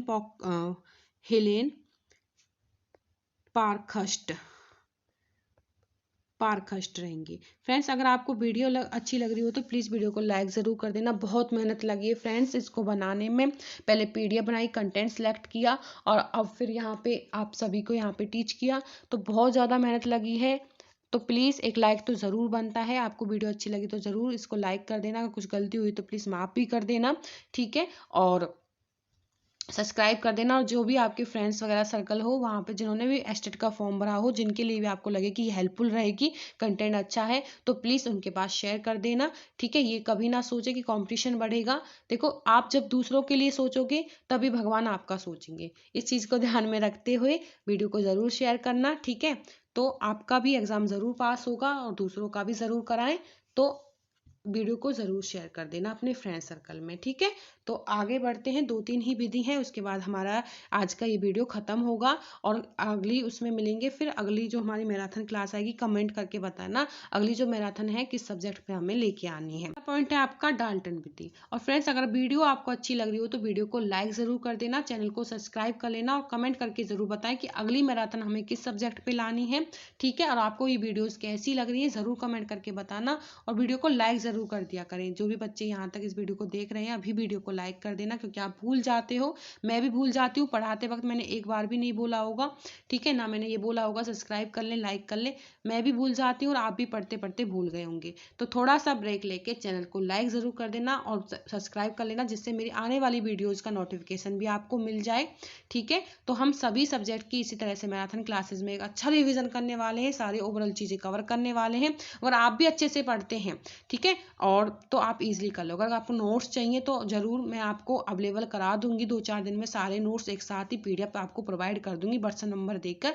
तो आप उस पर जो है नोट्स भी प्राप्त कर सकते हैं, जिससे एग्जाम टाइम पे आप रिवीजन कर लें, आपको वीडियो ज़्यादा देखने की ज़रूरत भी ना पड़े, ठीक है। तो 1-2 बार वीडियोज़ को देखें हर एक सब्जेक्ट की, और उसके बाद एग्जाम से पहले अच्छे से रिवीजन कर ले, क्विक रिवीजन, और फिर एग्जाम में जाएं तो आपको सारी चीज़ें याद रहेंगी, पॉइंट टू पॉइंट हर एक चीज़ रहेगी। तो आप इजीली अपना एस्टेट का एग्जाम निकाल सकते हैं, इंपॉर्टेंट रहेंगी। चलो डाल्टन विधि करते हैं। चैनल को सब्सक्राइब जरूर कर लेना, अपने फ्रेंड्स में शेयर कर देना, ठीक है। जो आपके फ्रेंड्स वगैरह जिन्होंने एस्टेट का फॉर्म भरा हो तो प्लीज़ फ्रेंड्स शेयर जरूर कर देना, ठीक है। इस चीज़ में नहीं करना है कि कंपटीशन बढ़ेगा। देखो, सबका अपना अपना नसीब होता है, जो जितनी मेहनत कर रहा है उसको उतना मिलता है। तो कोशिश करें, शेयर जरूर करें, है ना।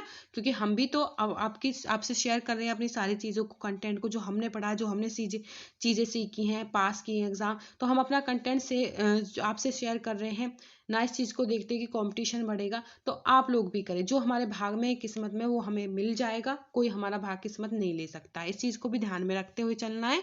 और डाल्टन विधि करेंगे, ये हमारा अगला पॉइंट है। उसके बाद 11 पॉइंट है, फिर ये वीडियो हमारी यहाँ पे ही समाप्त हो जाएगी। डाल्टन पद्धति के जनक जो रहेंगे आपके कुमारी हेलन पारकस्ट रहेंगी। ये आपको मैं लिख देती हूँ, ये आपका इस तरह से लिखा जाएगा फ्रेंड्स, पारकस्ट, ठीक है। पारकस्ट है आपकी कुमारी हेलेन पारकस्ट को माना जाता है। और इस विधि का निर्माण कक्षा में होने वाले शिक्षण के दोषों को दूर करने के लिए किया गया था, ठीक है। तो कक्षा में जो दोष हैं उनको दूर करने के लिए इस विधि का क्या किया गया था, निर्माण किया गया। तो इसको याद रखना, इनका जनक भी आप याद रखना, ये इंपॉर्टेंट है इस पद्धति में, और कुछ भी नहीं है। अगले रहेगा आपका 11 भाषा संसर्ग विधि।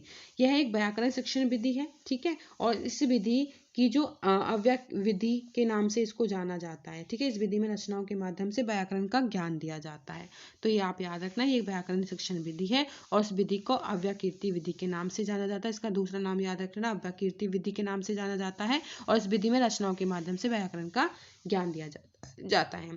तो इसी के साथ आज की वीडियो हमारी खत्म होगी, कंप्लीट हिंदी पेडागोजी। अब मैं इस वीडियो में तो ये नहीं कहूँगी, ठीक है, क्योंकि मैंने CDP साइकोलॉजी में 10 से 11 टॉपिक कराए थे। क्योंकि आप सभी को भी पता है जो टॉपिक दिए हैं, कितने टॉपिक है, 25 से 26 लगभग टॉपिक है CDP साइकोलॉजी के अंदर, जो आपके एस्टेट के एग्जाम में पूछे जाएंगे, ठीक है। तो आपको भी पता है एक वीडियो में पॉसिबल नहीं था उन सभी टॉपिक को कराना। तो जल्द ही CDP साइकोलॉजी के जो और टॉपिक बचे हुए हैं वो टॉपिक की आपको मैराथन क्लासेज ही मिलेगी। बहुत सारे बच्चों ने देखी हुई है CDP साइकोलॉजी की 10 टॉपिक की वो वीडियो एक साथ, तो आपको दूसरी वीडियो बहुत जल्द मिल जाएगी, तो उसको भी आप ज़रूर देखें। इससे आपकी 30 नंबर की CDP साइकोलॉजी कवर हो जाएगी और आपकी जो हिंदी पेडागोजी है इस एक ही वीडियो से कवर हो जाएगी। इस वीडियो को अच्छे से देख लेना, अच्छे से समझ लेना एक बार एग्जाम से पहले। और क्या करना है, आपको प्रैक्टिस क्वेश्चन लगाने हैं हिंदी पेडागोजी के, बस इतना सफिशियंट है आपकी हिंदी पेडागोजी के लिए। एक इसी तरह से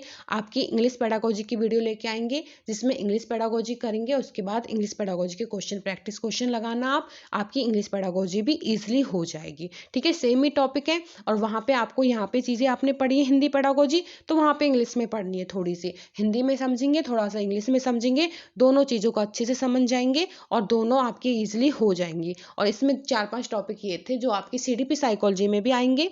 ठीक है, तो आपको वहाँ भी हेल्प मिलेगी जब आप उन टॉपिक्स को करोगे। तो इस तरह से मैंने आपकी 30 नंबर की CDP साइकोलॉजी आपको 1-2 दिन में ही प्राप्त हो जाएगी। वो वाली जो टॉपिक बच गए हैं वो आपको वीडियो प्राप्त हो जाएगी। और इसी तरह से मेरी तरफ से मेरी हिंदी पेडागोजी की कंप्लीट हो गई है। इंग्लिश पेडागोजी आपकी बची हुई है। ठीक है, तो इंग्लिश पेडागोजी की एक वीडियो आएगी आपकी मैराथन, और आपकी रीजनिंग की क्लास आएगी मैराथन। उसी के साथ आपकी हरियाणा जीके की मैंने 2 मैराथन डाल दी हैं।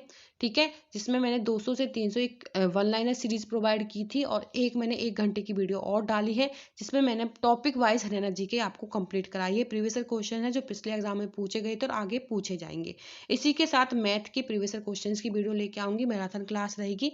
तो इस तरह से जो 90 नंबर की तैयारी है PRT TGT PGT में, उसकी तैयारी में मैराथन क्लासेस के माध्यम से कोशिश करूंगी एग्जाम से पहले आपको मैराथन क्लासेस सभी सब्जेक्ट की प्रोवाइड करा दी जाए, जिससे आपके एस्टेट की तैयारी अच्छे से हो जाए। ठीक है, तो और हरियाणा जीके की जो वीडियो है और साइकोलॉजी की जो वीडियो है उनको जरूर नोटिस करें। Estate 2023 marathon classes study material पे आप सर्च करना, कविता चौधरी आपको मिल जाएंगी। उसमें जो जो मैराथन क्लास आपको मिल रही है एस्टेट 2023 के लिए वो कर जाना, आपका अच्छे से रिवीजन हो जाएगा। उसी के साथ प्लेलिस्ट में जाओगे तो वहाँ पे CDP साइकोलॉजी टॉपिक वाइज मैंने कराई हुई है, वो आपको मिल जाएंगी। टॉपिक वाइज हरियाणा जी के कराई हुई है, पिछले साल कराई थी लास्ट ईयर, वो आपको मिल जाएंगी। तो बहुत सारी वीडियो पहले भी पड़ी हुई हैं, उनसे भी आपको बहुत हेल्प मिलेगी, किस तरह से एस्टेट की प्रिपरेशन करनी है, सारी चीज़ें मिलेंगी। लेकिन अगर आपको लेटेस्ट करनी है तो एस्टेट 2023 मैराथन के नाम से आप डालोगे, सर्च करोगे तो स्टडी मटेरियल पे आपको सारी चीज़ें प्लेलिस्ट में मिल जाएंगी। चैनल की प्लेलिस्ट को चेक करना ज़रूर, वहाँ पे सारी चीज़ें अवेलेबल हैं। वीडियो आपको कैसी लगी कमेंट करके ज़रूर बताएं। मिलते हैं नेक्स्ट वीडियो में, तब तक के लिए आप सभी का धन्यवाद। Thank you friends.